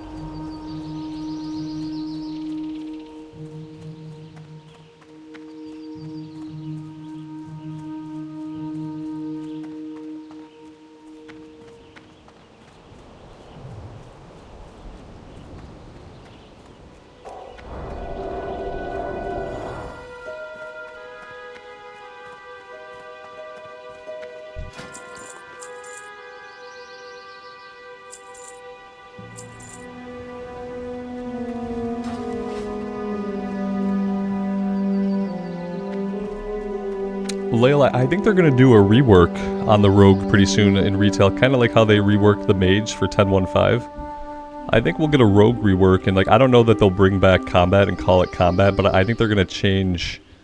I think they're going to make enough changes that it'll probably feel better. I wish the Melee Hunter was good. I want to play a Melee Hunter. Like, I was a person, one of the few people who were like really excited when hunters got their melee survival spec. I thought, oh man, how cool would it be to like be a hunter with a spear? And then like, yeah, I've tried it a couple times. It obviously has never been like really good like DPS in a group setting. But yeah, a lot of people don't like it. I wonder if there's anything they could do with it that would make people like enjoy it. Because like at this point, like, what else do you do with the hunter, with the survival hunter? Because I think that's kind of why they like made it melee, because I don't know that survival hunter like offered people a lot as far as like feeling different from the other specs. So I wonder if there's anything they could do to make it interesting, or if it's always going to be like a spec that nobody wants to play, nobody wants in their groups. Yeah, the Paladin's retired, JD. Yeah, Amy has it right. He's permanently retired. I transferred him over to the Mankrik server because Blizz offers free transfers now off of Bloodsail and off of Hydraxian Waterlords. So I've been talking about a while now how he's retired, and I just decided to kind of make it official by transferring him off. He got well and truly stuck at level 47. I guess I never played a survival hunter before they did the rework. So I don't really know. I just wonder, because they probably won't revert it, you know? They probably won't revert it back, so they'll have to figure out some way to make the current survival appealing. I mean, they don't have to. There's always been dead specs in the game. Like, at any point in time, there's always been a couple of dead specs that, like, people just don't really play.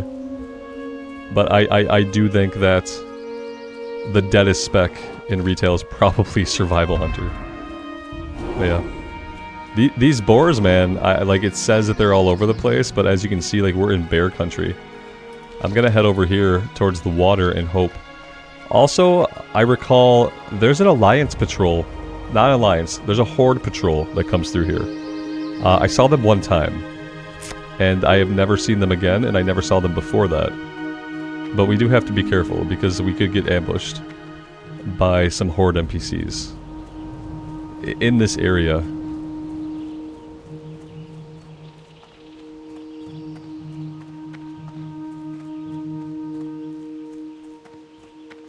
All right, I would love to see a single Elder Boar would make me feel better about being able to do this in 9 minutes. Oh, here we go. We got to respawn. Perfect, perfect timing.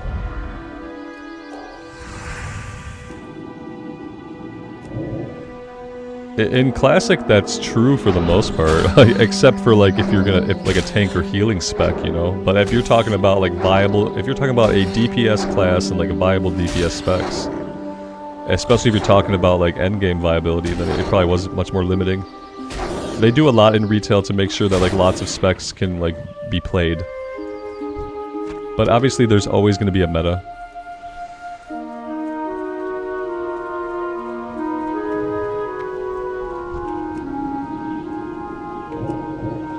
There's a rare level 21 out in this area. That's interesting.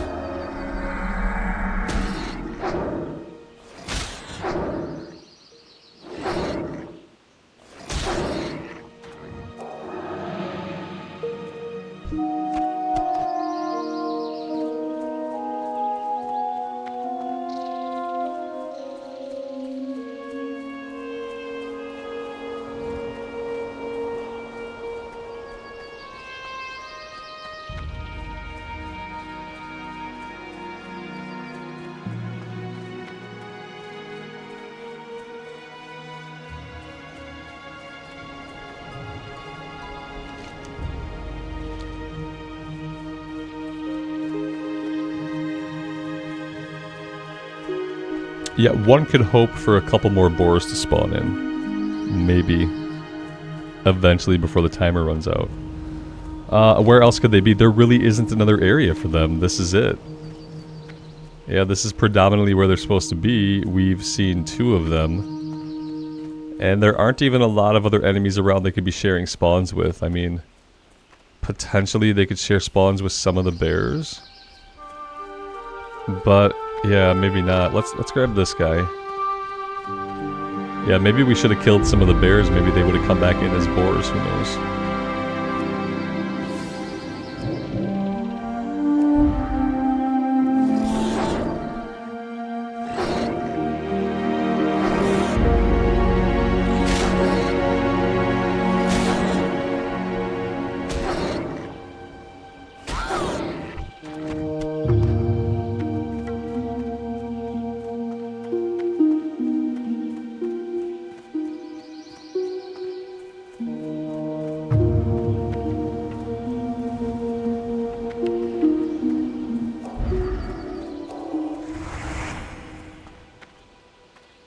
Look at that. Yeah, here they are, guys. Level 21 Elite, level 19 Elite, and level 20 Elite. This is what I'm talking about right here. These guys. Ugh. Alex, good afternoon, man. Thanks for being here.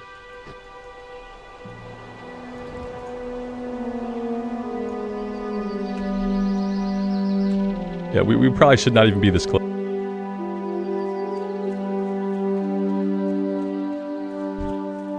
There's a mangy boar. We don't need mangy boars. We need actual boars, and we need them in the next 5 minutes.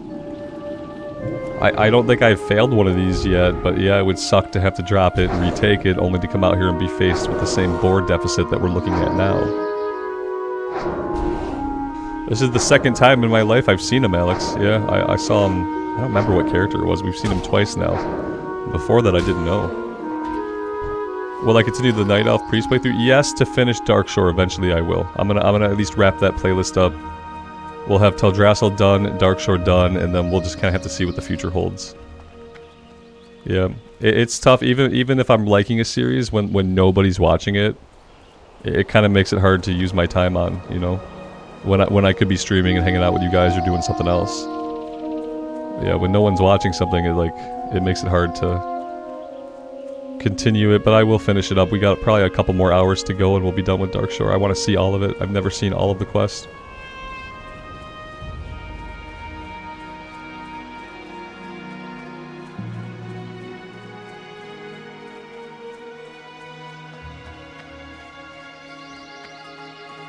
Is this kind of irregular? What's going on here that we don't have any spawns? I've never really seen it like this. I'm not sure what to make of it.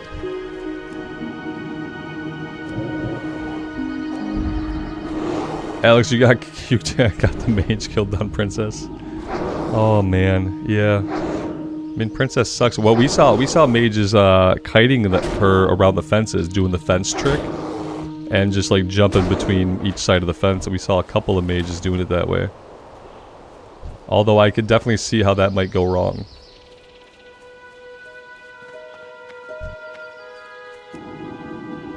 Dakota, I appreciate you. You're one of the few and the proud, and I appreciate that. We will finish that playlist, but it's going to be during a time when I don't have anything else interesting to do.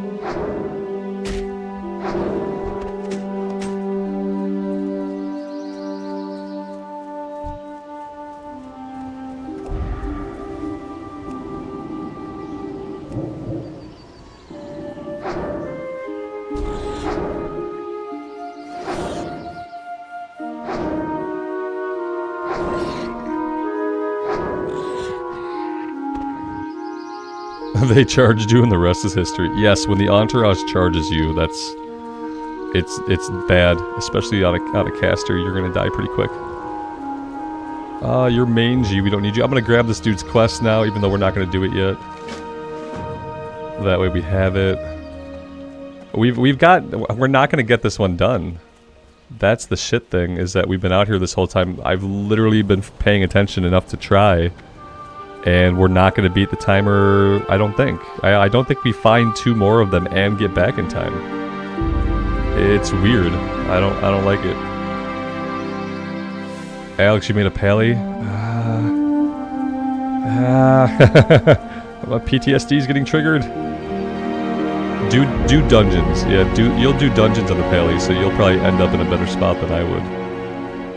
Yeah, this is bad, guys. We got elite ogres over here. We've got no boars popping up. We've been wasting our time out here fighting these boars, and we're not going to complete the quest. I'm not really happy about this, and I don't even know what we would do about it. Because they're all supposed to spawn here, but they're not. I can't make them spawn them into the game. The game has to do that part for me. You're going to do mining and blacksmithing. Really smart idea. I started off in a good place, and then I made a bunch of bad choices. It's pretty typical. Yeah, I'm giving up on the boar. I'm gonna fight my way back through the bears, and we're gonna grab the Crocolis quest, I guess. It sucks that we wasted all this time out here doing nothing useful. Not a big fan.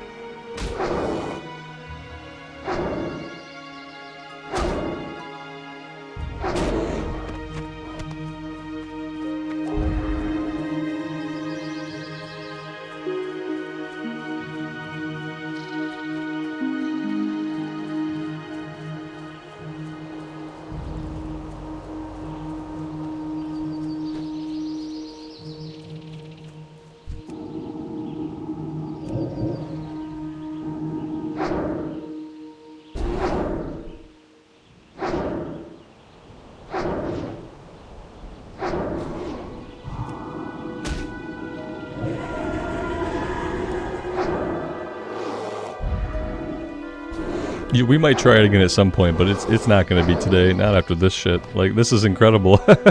I've never had this happen. I've had it happen so that sometimes I killed the ones I needed but couldn't get back in time. I've had that happen. I've never had it so that I did not even see enough of them to kill before the time limit went out. Like, I've never had that happen. So I'm calling bullshit on this quest. And we're not going to worry about it today. I should have been killing the bears. Had I just been fighting bears, I would have gotten double the experience of the quest anyway. So, yeah, it's timed. Right, there's only 6 total spawns. The weird thing is, I didn't see anybody else. You know, there's nobody else over there that I saw. I didn't see anybody. And so that was bothersome. Like, if I had seen another player, then, like, sure, I get it. You know, we're competing. But no, there was nobody, and I didn't grab the stupid Crocodile quest. If I'd have grabbed that quest, like, already, we could have just went out to the islands. I thought for sure we would be coming back to turn this one in, and I thought, you know, then we'll grab the Crocodile quest, and what we did, we wasted 15 or 20 minutes accomplishing nothing. Yep. And my coffee's gone, and the rest of it tastes like garbage, so... We got some bad omens. Some bad omens are popping up.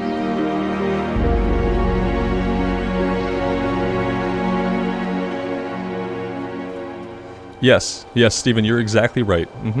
Yes, when we go back, we will... Well, I'm going to take the quest again, because we're going to go back, right? We have to go back there to fight the Crocodile, to your point, Steve.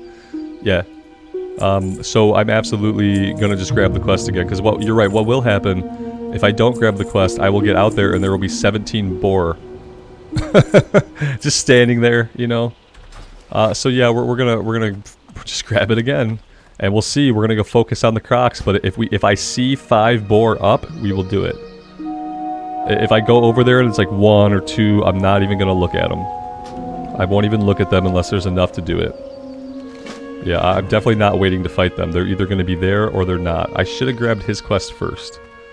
That would have been the time-sensitive thing to do. Amy, I appreciate that. I'm gonna wait. I thank you though. I'm gonna drink some water for a bit and just kind of give it a rest for a while. But thank you.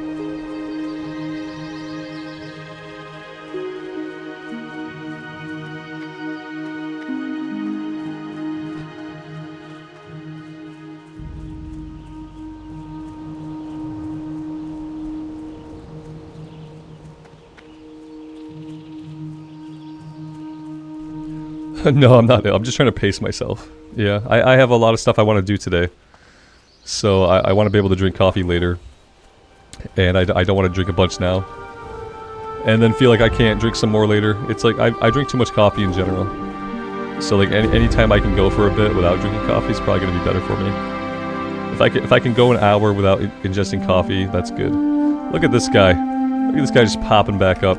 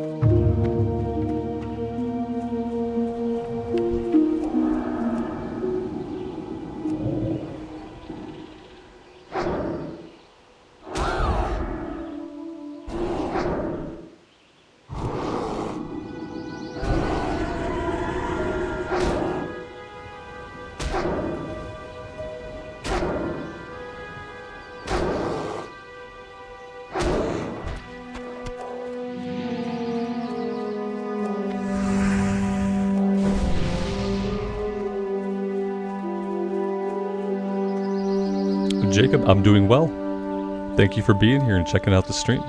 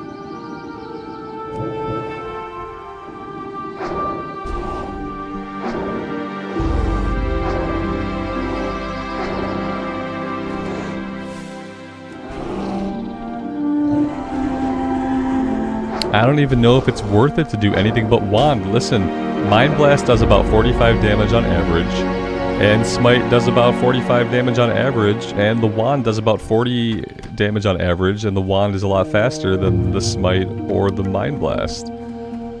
it almost doesn't even feel worth it to open with Mind Blast. We can go Shadow Word Pain, and we can go right into Wanding. It feels like it might be better. Music is too loud.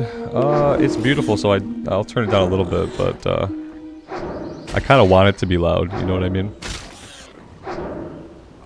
Kind of want it to be loud.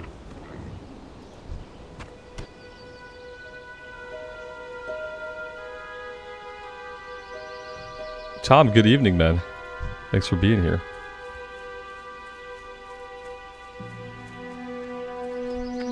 Yeah, and if the music were like super too loud, like somebody would have told me by now. We're about 2 hours in, so I'm gonna leave it basically where it's at. Sorry though, if it is too loud for you.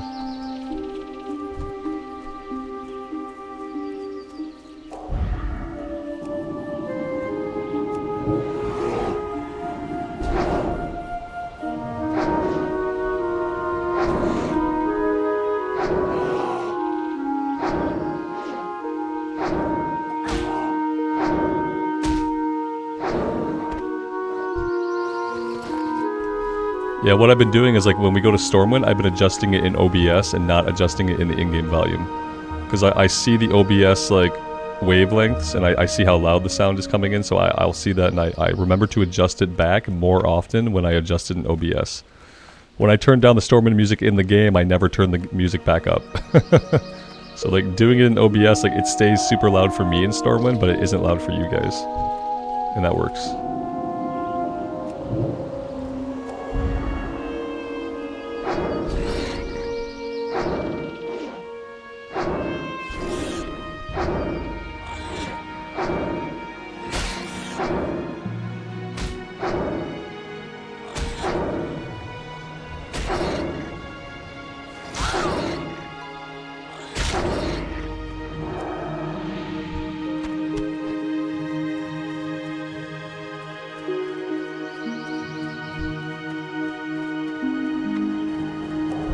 Okay, I think I see the last ones that we need. Oh, Jesus!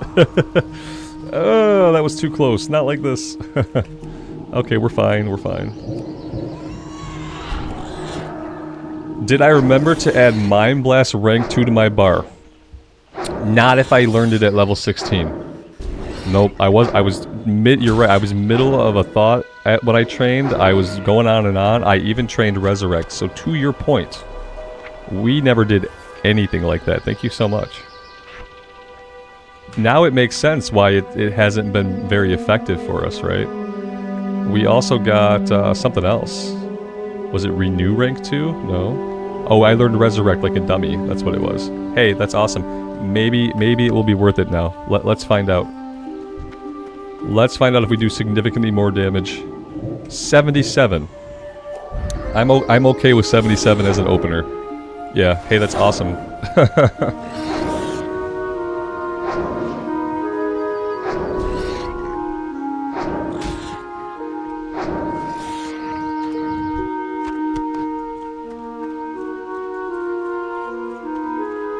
This is why I need you guys around. Otherwise, I would just, you know, use rank 1 of Mind Blast the entire playthrough. Alright, hey, we did it. We got the quest done randomly. Last time it seemed impossible. This time it seemed pretty easy. We have 4 minutes left. So, yeah, we will go turn this in. That's fine. We'll probably fight some stuff on the way and just continue the grind.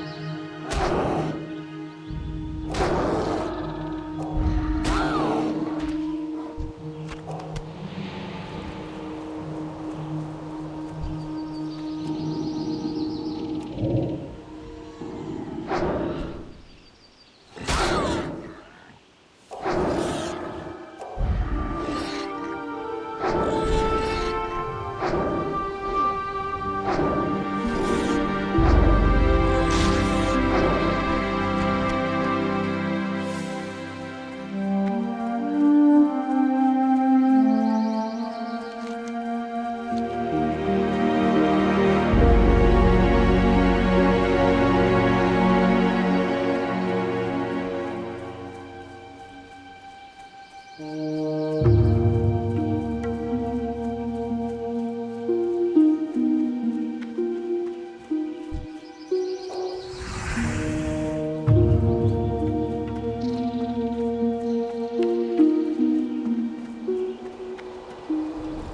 no. Mike, that sounds bad. Gee, you got storms coming through? Yikes. We've been really lucky with that this summer also. It's like, so far we haven't had to lose power yet. I mean, losing power while it's hot, it's like, it's hard to say, like, what's worse? Losing power while it's really, really hot, or losing power while it's really, really cold? Probably while it's hot. At least when it's really, really cold, like, you can do things to stay warm, to some extent. Clear skies, oh god. Just the power grid being the power grid.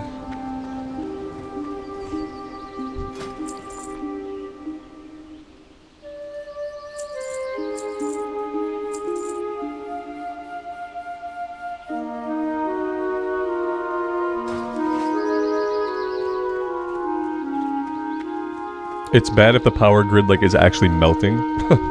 Just melting the power grid.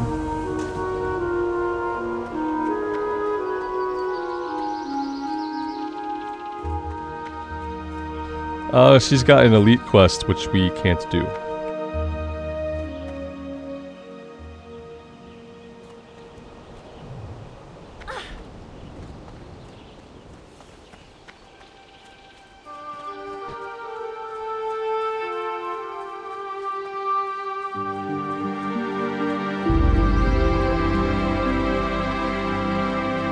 Yeah, you probably just can't keep up with everybody having to, like, run their ACs 24 hours a day non-stop for weeks and months at a time. It's probably having a hard time with that.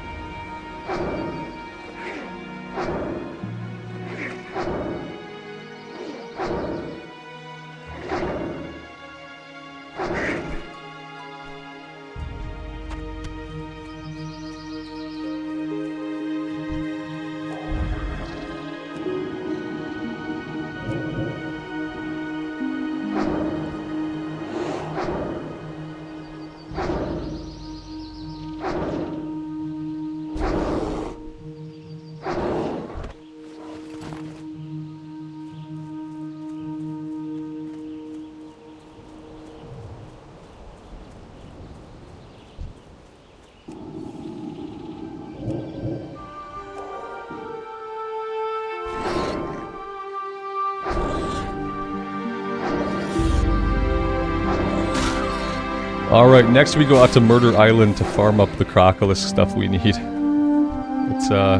It's gonna be interesting. Over here, there's always, like, basically hyper spawns of these guys.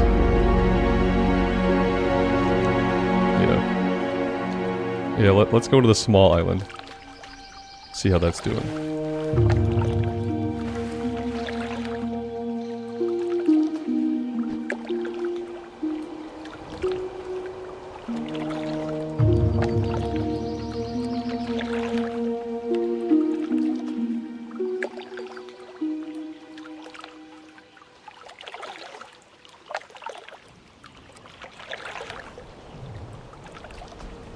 Oh yeah, it's crawling with crocs. I don't think I've ever died here, but I've almost died here several times. It's like these guys are all over the place, and they spawn in really quick, and they're hard to see. Although I have the ground clutter, like, is our ground clutter still off? From when we from when we were looking for baskets over in Westfall, I think our ground clutter is still completely off. And like, I haven't really noticed. I'm gonna check it out. This probably isn't the quest to turn it back up. But yeah. Yeah, ground clutter is off. I usually keep it at like 4. See how that is. It's okay.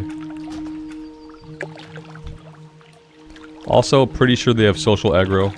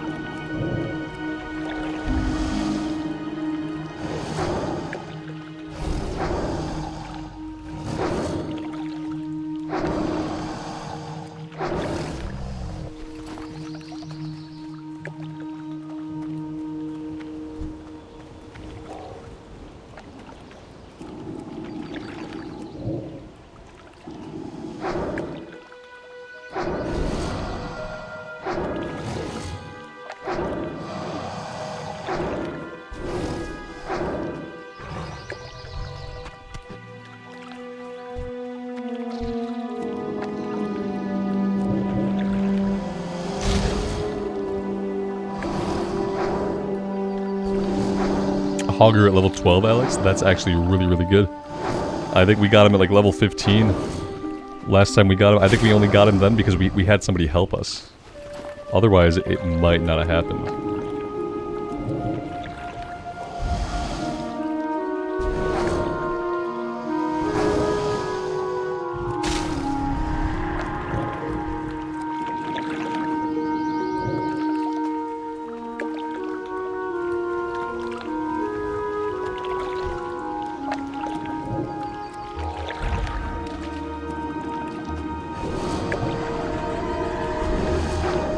Johnny, good afternoon, man. You're liking the Paladin videos? That's cool, man. I appreciate that. Yeah, I was thinking about, though, moving the playthrough to my second channel. Because, like, obviously, like, having it on my main channel is doing what it always does, and that's called syncing all of my numbers. And which, like, if it only punished the videos that YouTube didn't think were going to be popular, I wouldn't mind. But what YouTube does is, like, if you put out a video that doesn't do well on your channel, it not only, like, won't show that video to people, it'll stop showing other videos to people. So, like, you'll put out a video that normally you would put out, and, like, if you put out some unpopular stuff according to the algorithm, it's gonna punish your subsequent videos. And, it's kind of why I have the second channel, for, like, the time when I find a game that I love, that I can't stop playing, but that's crushing my channel metrics. I think I'm gonna move it over to the Rambles Gaming channel, which I haven't done anything on for a long time. and it's not even monetized. But like, I want to keep playing Baldur's Gate 3 and like sharing that experience with you guys and having a big adventure. But I just don't think I can continue it on my main channel. Thanks, YouTube. Yeah, Jeffrey, that's fine. I don't do a lot on it. You know, for me, it's for like one-off stuff that I want to try, and it's for the possibility of like I find something I love that just doesn't work on my main channel. And Baldur's Gate 3 might be that game because like even when I'm not playing it, I'm thinking about it. But yeah, needless to say, it's the content doesn't do well on this channel.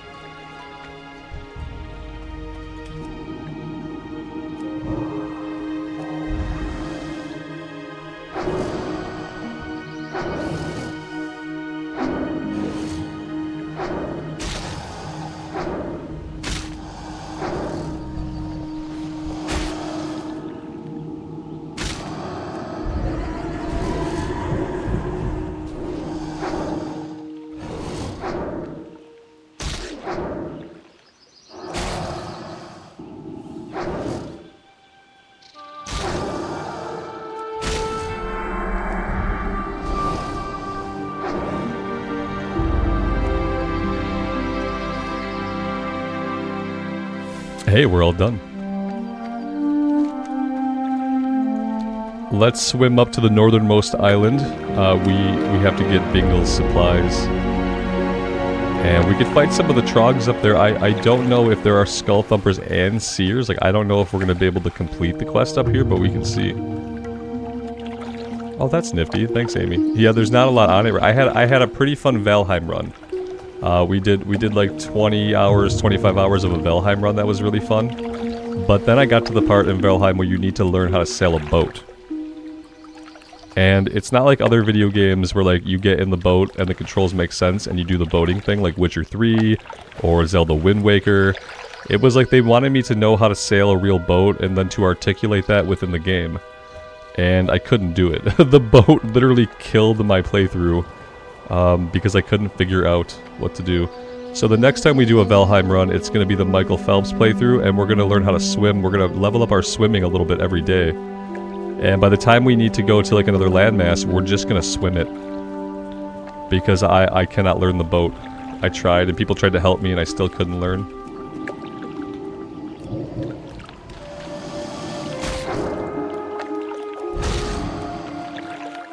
Yeah, that's the M. Phelps run. Yep, we're just going to do a little bit of swimming every day and just watch it level up so that eventually I can swim. If I can't figure out the boat, I'll try, you know. I'll make the boat and I'll try. But if I can't figure out the boat, I'm not going to let it kill another playthrough. I have too much fun in Valheim. There's a lot of cool stuff happening in Valheim. Somebody was letting me know like a bunch of cool stuff. So like, I'm going to check out the Valheim, check out some Valheim news and see if they have just like a roadmap of upcoming content. Because apparently they're dropping some like changes to the game that are gonna be pretty like foundational. That's gonna make it a lot of fun. So I want to wait for those changes to come in, and then we'll check out Valheim again.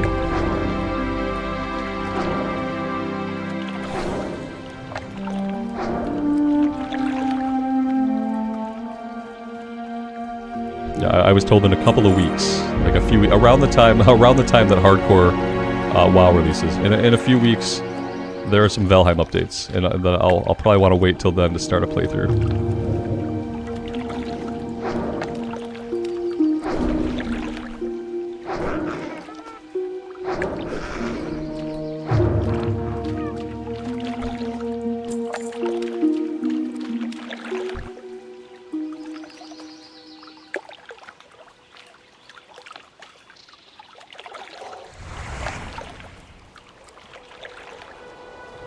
Johnny, it does, and I appreciate you, man.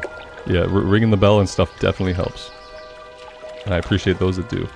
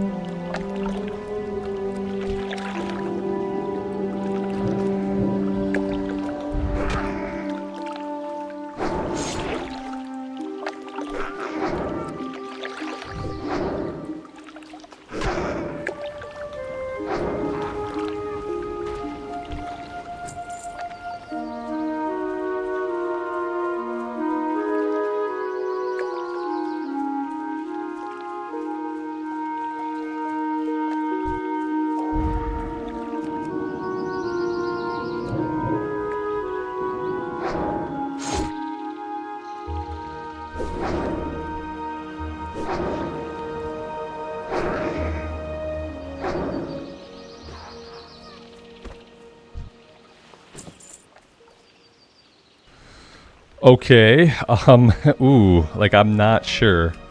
I'm not sure how I'm gonna clear that camp out and get that item. It doesn't seem like super safe.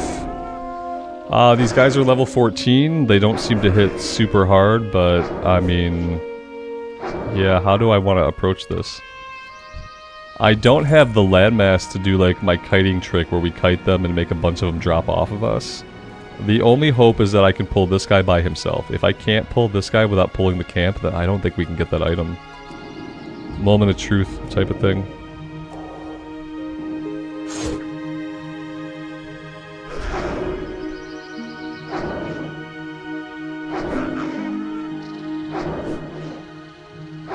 My favorite bit of lore? I don't know, man. I've kind of fallen out. If you're talking about WoW lore, like, they kind of ruined some of the lore for me in Shadowlands. So, like, I don't know if I have favorite parts of the lore anymore. It's like, I appreciate the game now for, like, its ambience and its mood. And, like, I think a lot less about the lore these days than I used to. Because of a lot of the retconning and the weird stuff they did in Shadowlands kind of made me realize. It made me feel like television show writing, you know, like in TV show writing, they have to like change stuff constantly about the story because actors and stuff come and go, writers come and go, directors come and go. It started to remind me less of a cohesive world with like a solid lore and story and more of like television writing in Shadowlands. So I just kind of like gave up on the lore. There are like individual storylines and quests and stuff in retail that are like super interesting, but the lore as a whole is something that like, I don't know. They had a chance, but they kind of lost me in Shadowlands. And I know they've all but like removed a lot of the Shadowlands stuff, like, but it still happened. And if it happened once, it could happen again. I'm interested in what they're doing with the Titans in retail, kind of like just framing it to the idea that the Titans are not the good guys. The Titans are just, and we already knew that though. We already knew that the Titans weren't necessarily good guys, that they were just the Order guys. And that a lot of the other options besides Order just seemed worse. Like, we kind of already knew that. And, like, I like how they're kind of playing it up, and that whole thing is okay, you know?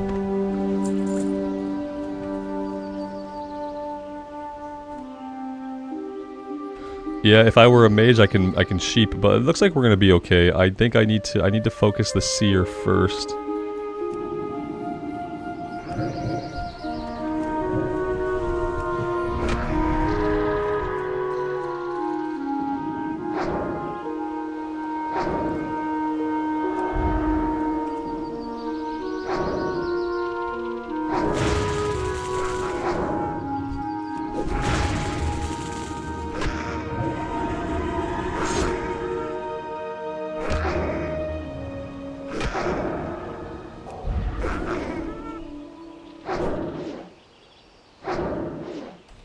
We got it.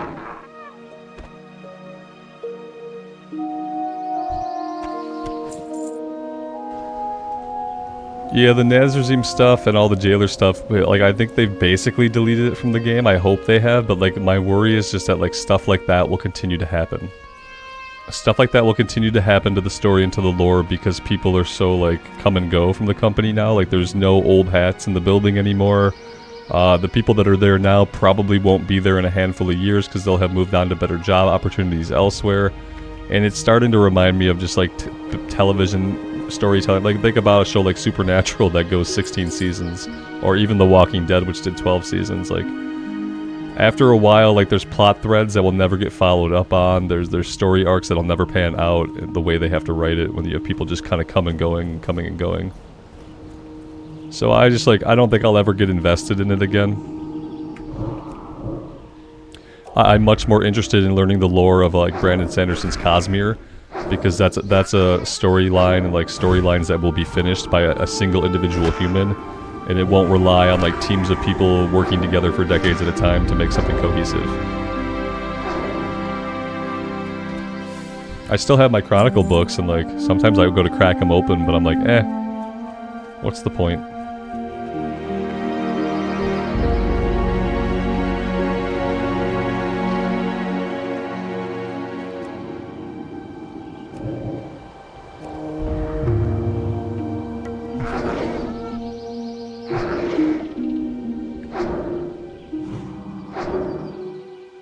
Okay, okay, noted. The shaman have a heal, guys. The shaman have a heal.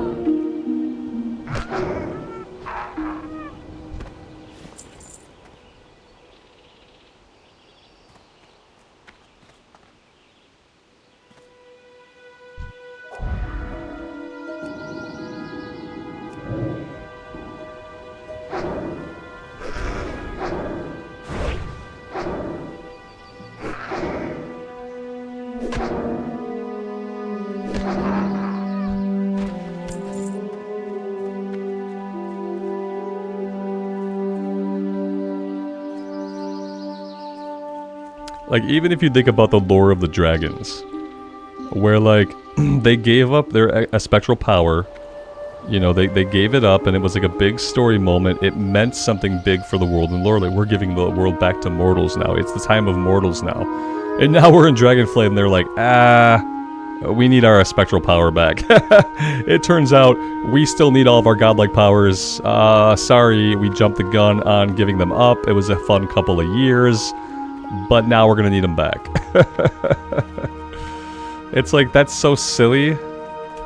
It's so silly that the end of one major plot arc was that the dragons gave up their powers. But then only a handful of years later in the world, they immediately need them back. And then most of the core campaign of Dragonflight is just restoring their powers, or trying to, with the Oath Stones. And that sucks. That the story that we had to play through was them undoing a stupid story decision earlier. Like, we had to have a story to undo the stupid story decision that they did years ago. It sucks. When you see things like that, you know that there's no forethought, there's no planning ahead, there is no planned out story or future, anything for the lore. They just kind of, they wing it from expansion to expansion, and depending on the team that's involved in it, it changes and it's different. Dakota, there's not going to be an Emerald Dream expansion. No, they're doing it in the patch. Yeah, patch 10.2 is gonna be the Emerald Dream. That's like, it's funny because like a lot of people used to think we'd get an Emerald Dream expansion, or that we would get a Void Lord expansion. Like, they don't do it like that now. Like, you'll get a patch about it. You're gonna get your Emerald Dream patch in 10.2. So if you want to see Emerald Dream story stuff, be ready to play in 10.2. If you want to see Cosmic Void stuff, be ready to play in 10.3. You know, it's not gonna be an expansion. It's just gonna be a patch. And to be fair, like, the patches now are really big. They do a lot of story stuff and a lot of content in the patches now in Dragonflight.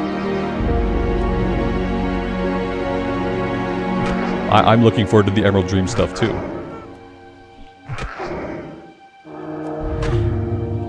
They don't see it that way, because especially now that they put a lot of, like, they cram a lot of story and a lot of lore, a lot of cutscenes, and a lot of stuff into the patches now, so they don't see it that way. Because they have bigger, for like a whole expansion, you need to have a bit of a bigger theme. That's kind of what it is now, is like the overall expansion should be a broad theme of, like, this is the area you're in, and then your story beat moments are now the patches. Like, what are we dealing with in this patch? What are we dealing with in the next patch? You know?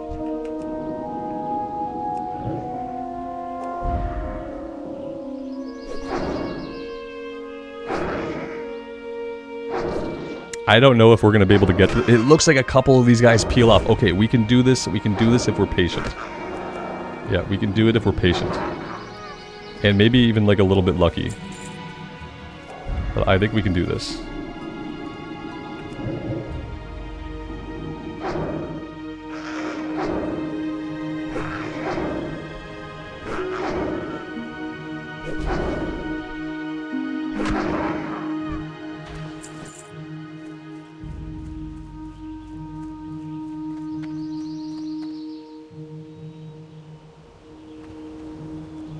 We can't do it now. We gotta wait for him to step out a little more. Here we go.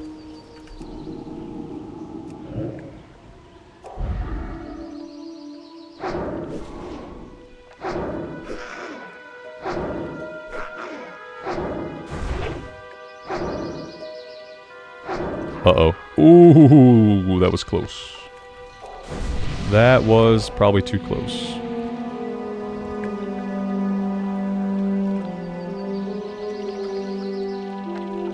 Yeah, the Azara patch was good. The N'Zoth patch was okay.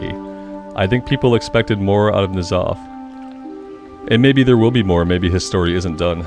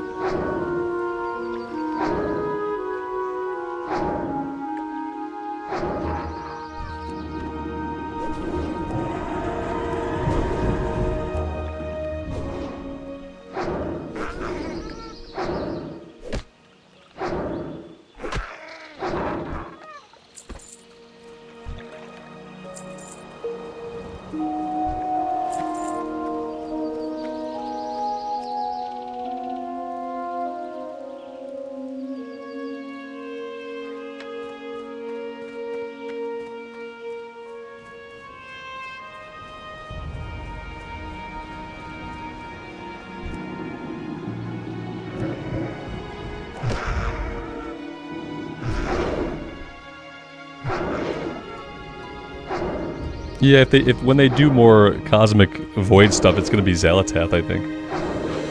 That's kind of what they revealed so far, is that like any more cosmic stuff will probably focus around Xalatath, which is good.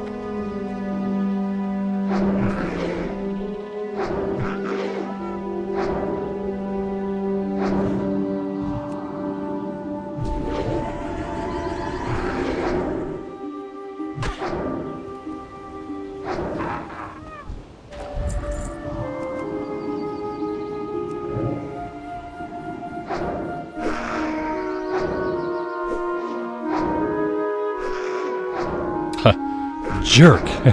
Jerk. Ninja. Absolute ninja. Oh! You get no fortitude for you.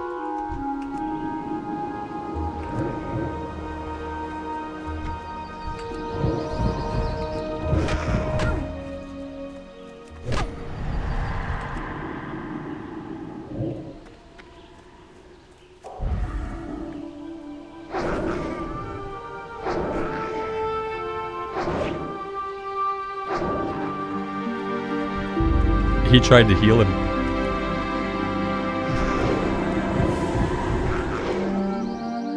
It was rude. It was rude AF, man. It happens. Everyone does it. I've probably done it to somebody at some point in my life. It happens. Like, people do it. It's annoying, you know, but it is what it is, I guess. He didn't get fortitude, so missed out on a huge half-hour buff.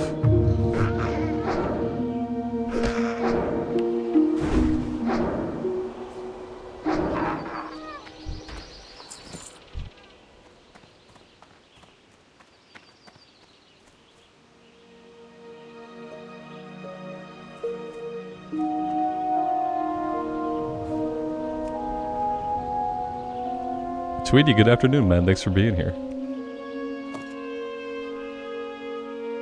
Oh, inventory full. Awesome.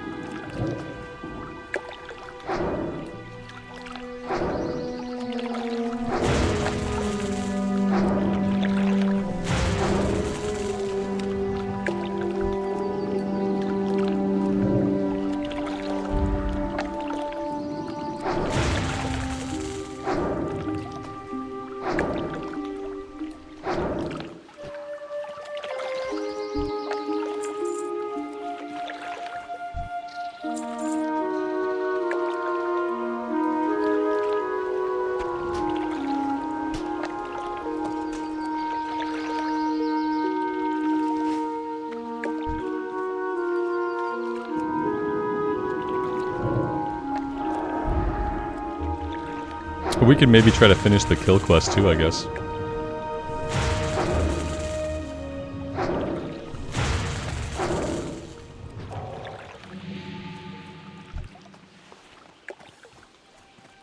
I mean, the inventory issue sucks.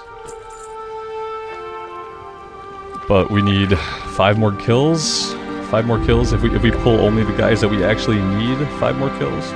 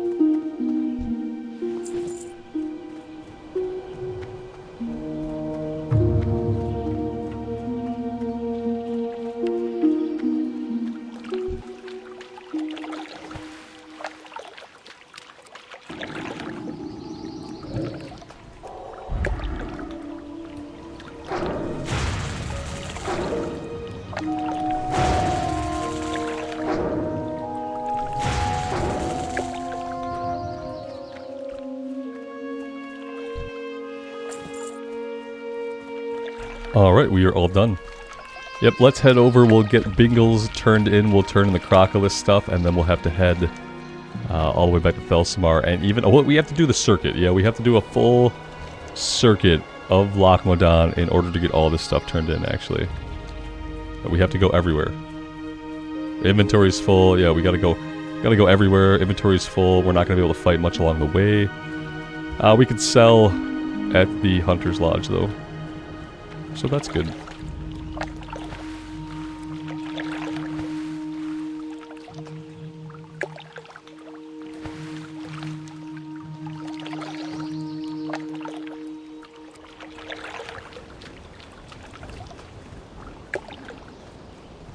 I'm probably still gonna fight stuff for the experience on the way.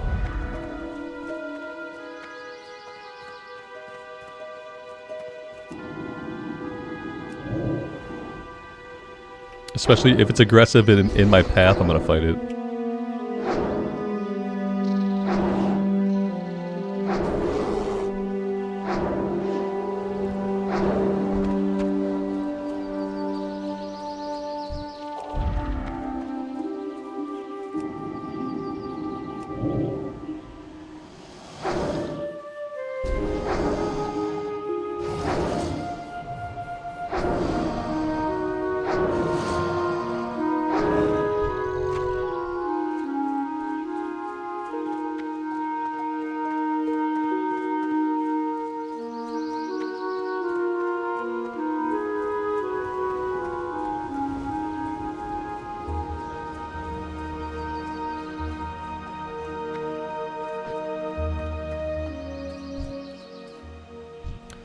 Here we go. It's the Horde Patrol. They are getting really close to the quest giver. Like, oh my gosh.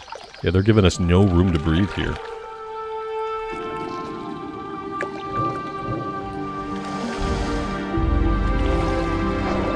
It's funny, I went from never seeing them for like 20 years to seeing them all the time now. Though to be fair, prior to Classic launch, I didn't play a lot of Alliance, so that could be why.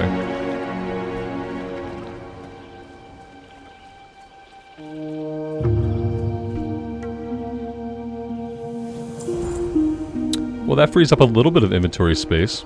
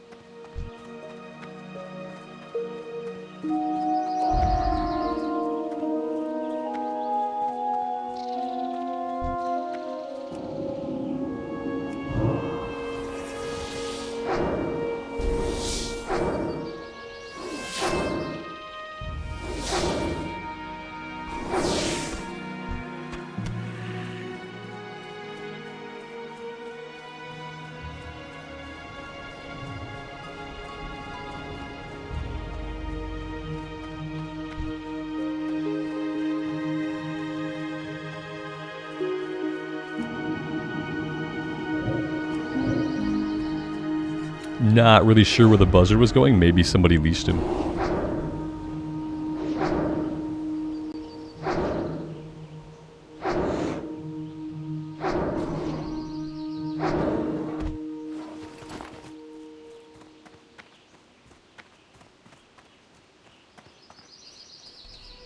Hey, Alex, that's really lucky, man. That's awesome.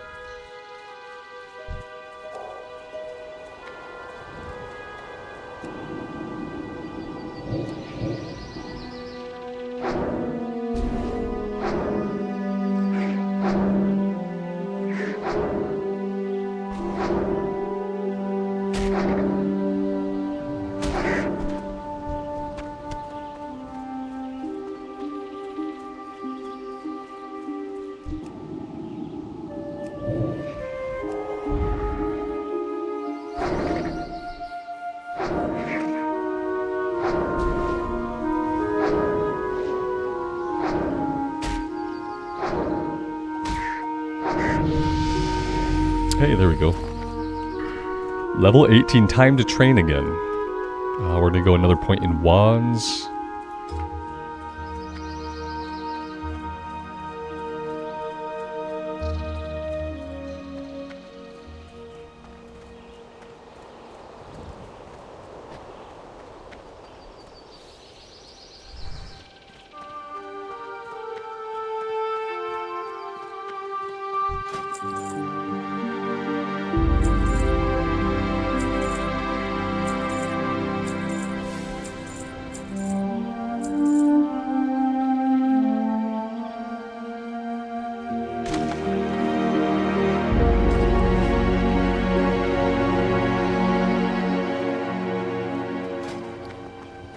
We're going to be ready to do some tailoring soon as well, I see. 36 bolts. Yes. Yeah, we're going to be ready to do some of that soon. Oh no, did I sell the meat? I sold the meat. Don't sell the meat. I hope I can get it back. Acroculus meat. There we go. Problem solved. Will I be doing Dead Mines soon? Probably tomorrow or the next day. We have a few quests we have to do in Westfall first, and I have to do a little bit of running around for one. Before we'll have all the quests and be ready to do Dead Mines.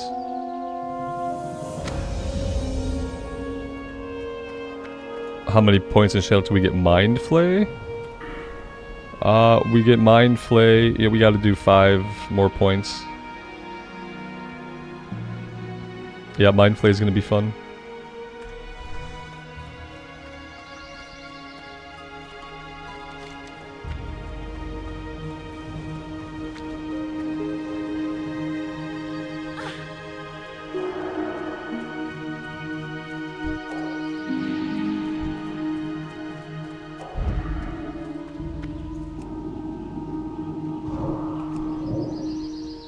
Alright, now we have to go turn everything else in. I think we'll go down here, and we'll turn in down here first, then we'll head up to Thelsamar. See if that works.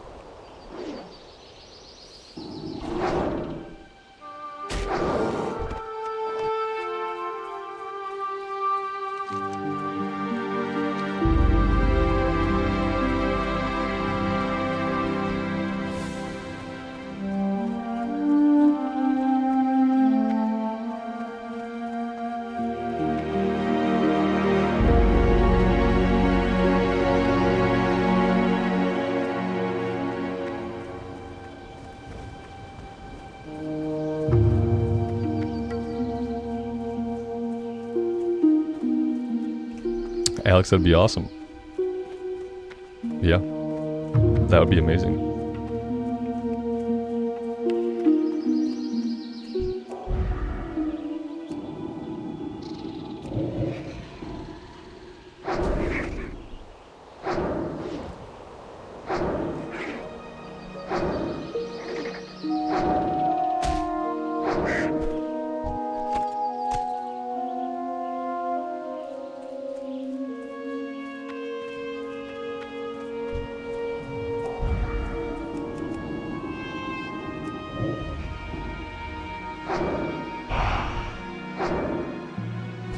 Don't die. Please don't die. Yes, it is if neither of us dies between now and then.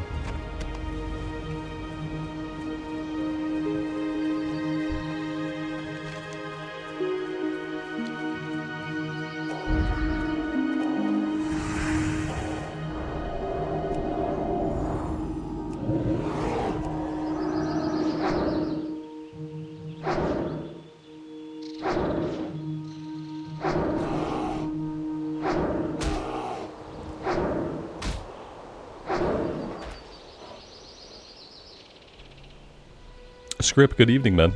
Thanks for stopping by the stream.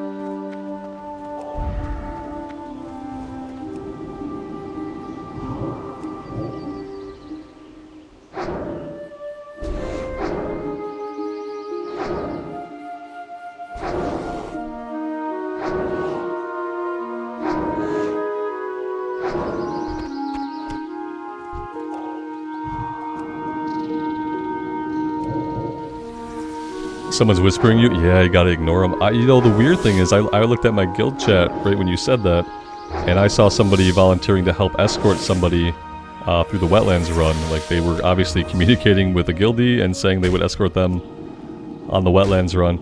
And yeah, I kind of like, I'm under the impression that like you can't directly ask for or offer help in that way.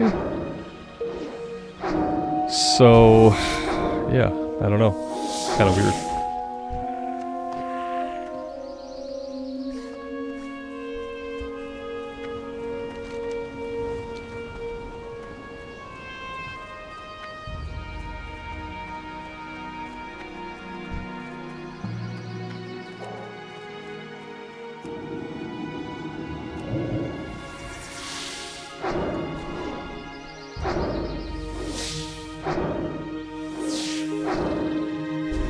Yeah, I mean, I count guild chat as like direct player-to-player communication. If someone's like, I'm trying to do the wetlands run, and someone's like, I'll help with that. That's communicating for help. So, I'm not sure. I mean, it doesn't matter. It doesn't matter, you know what I mean? It's a self-imposed challenge. And like, I think people care less now about that kind of stuff, because in the official hardcore, not only are you going to be able to communicate with people, you're going to be able to actually just group up. So yeah, I think people are just kind of caring a little bit less and less about some of those restrictions. Especially the ones that are like, they're not, you can't track them, like it's just like the honor system type of thing. The add-on's not going to be tracking it. He was a guildie too. Yeah, see, I think that like within a guild maybe people don't care anymore. They're just like, okay, we'll just communicate if we need to.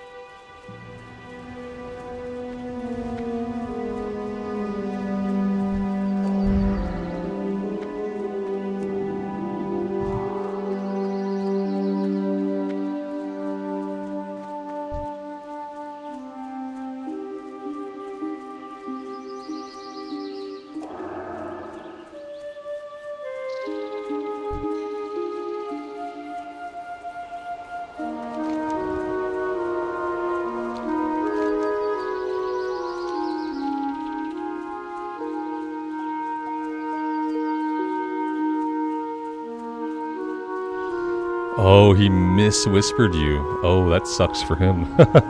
Integrity compromised. That's funny.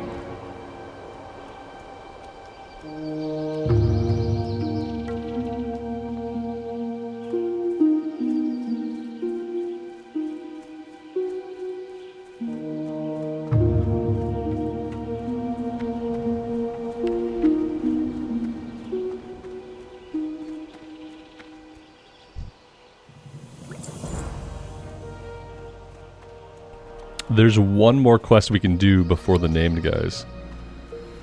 This is for Shaman and Bone Snappers. But we're probably not going to do that right now today. Let's head up to Thelsamar and we'll turn in the last one up there.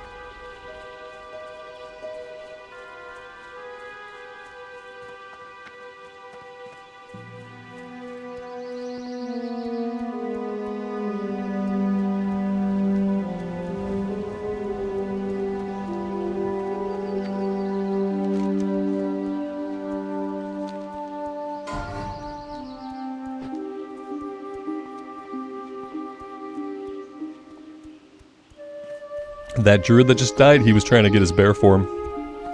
Yeah, there's no other reason for a druid to be in Darkshore at level 11. He was trying to get to the back of the cave where the owlkin are at. Like, I don't know why else he would be in Darkshore. It's rough. Will they transfer onto the new hard? No. The new hardcore realms are going to be fresh start.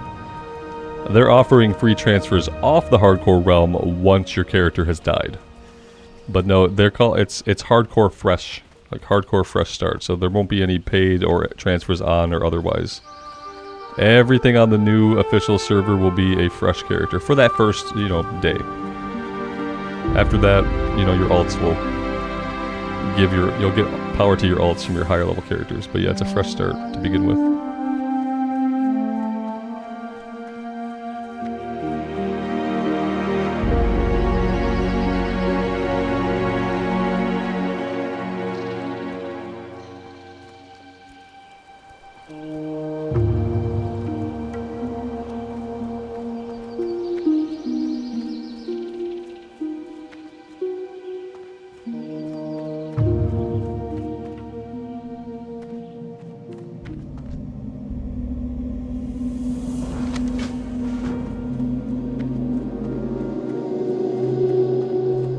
Yeah, I think launch day will be really busy.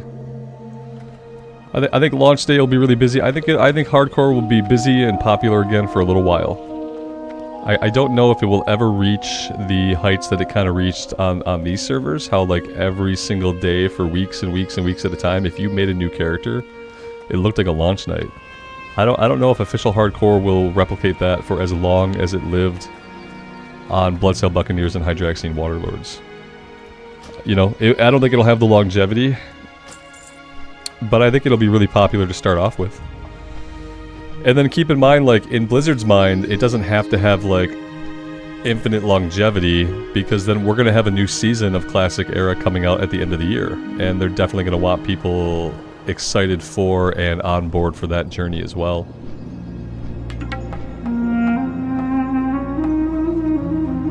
Yeah, these hardcore realms are dying. Yeah, we have to watch them die so that the new hardcore realm can be born.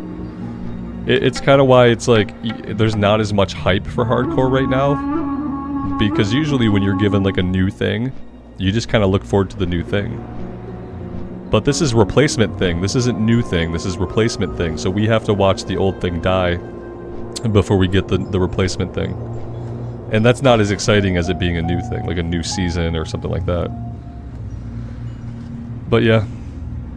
We'll see. I think there will be hype on day one. I just don't think there's going to be a lot of hype leading up to it. I think a lot of people are taking their time to go play other games. They're taking a break from hardcore. Maybe they're playing retail. Maybe they're jumping into Wrath for some PvP. I feel like people are doing lots of different stuff right now, and there isn't going to be any hype until the servers go live, and that's when the hype will be back. Whereas when they announce something, usually like hype kind of builds up to it, but that's not the case here.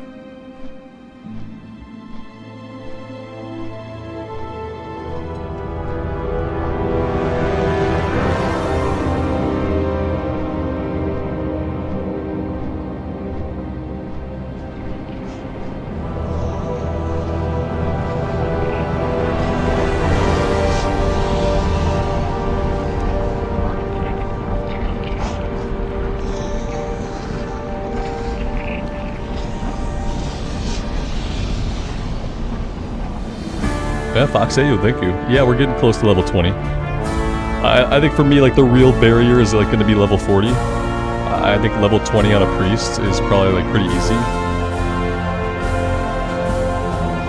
Oh, let's turn the Ironforge music down a little bit. There we go.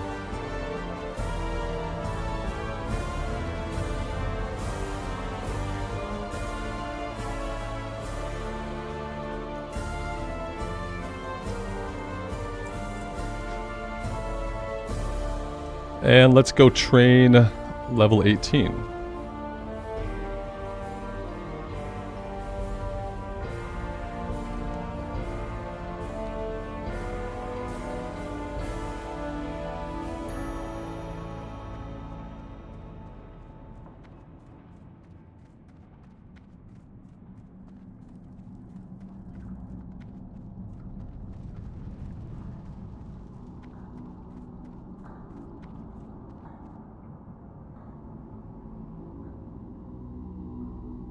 Not the right trainers.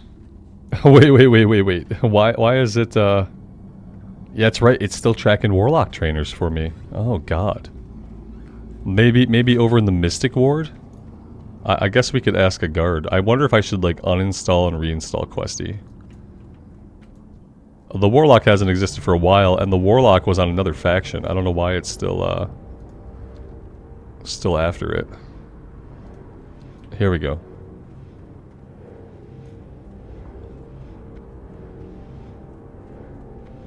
Cloth instead of leather, Alex, for the weapons. Yeah, you'd think you could wrap a handle in cloth the same way. It is a pain to have to worry about, like, where am I going to find the little bit of leather that I need for my profession. Hey, you won't have to worry about it forever. Yes, Power Word Shield rank 3, Dispel Magic could be good. Power Word Shield 3, Desperate Prayer 2, and Shadow... What a level. Oh man, that was a really good level. Alright, so yep. Rank 3 of that. Dispel Magic we can put out somewhere. Desperate Prayer rank 2 is going to be awesome. And then, of course, Shadow Word Pain rank 3. Alright, that's great. That's perfect. Alright guys, this is going to be a good place for me to stop for today. I really appreciate you guys being here. I've had a good time. We are approaching the 3-hour mark. And yeah, it's been fun. We'll be back on here tomorrow, and we'll try to push in Westfall to see if maybe we can get into some dead mines. If not tomorrow, then the day after at the latest. Yeah, thanks again, guys. I really do appreciate all the support. And as always, take care of yourselves out in the real world and take care of each other. And we'll see you back here again very soon.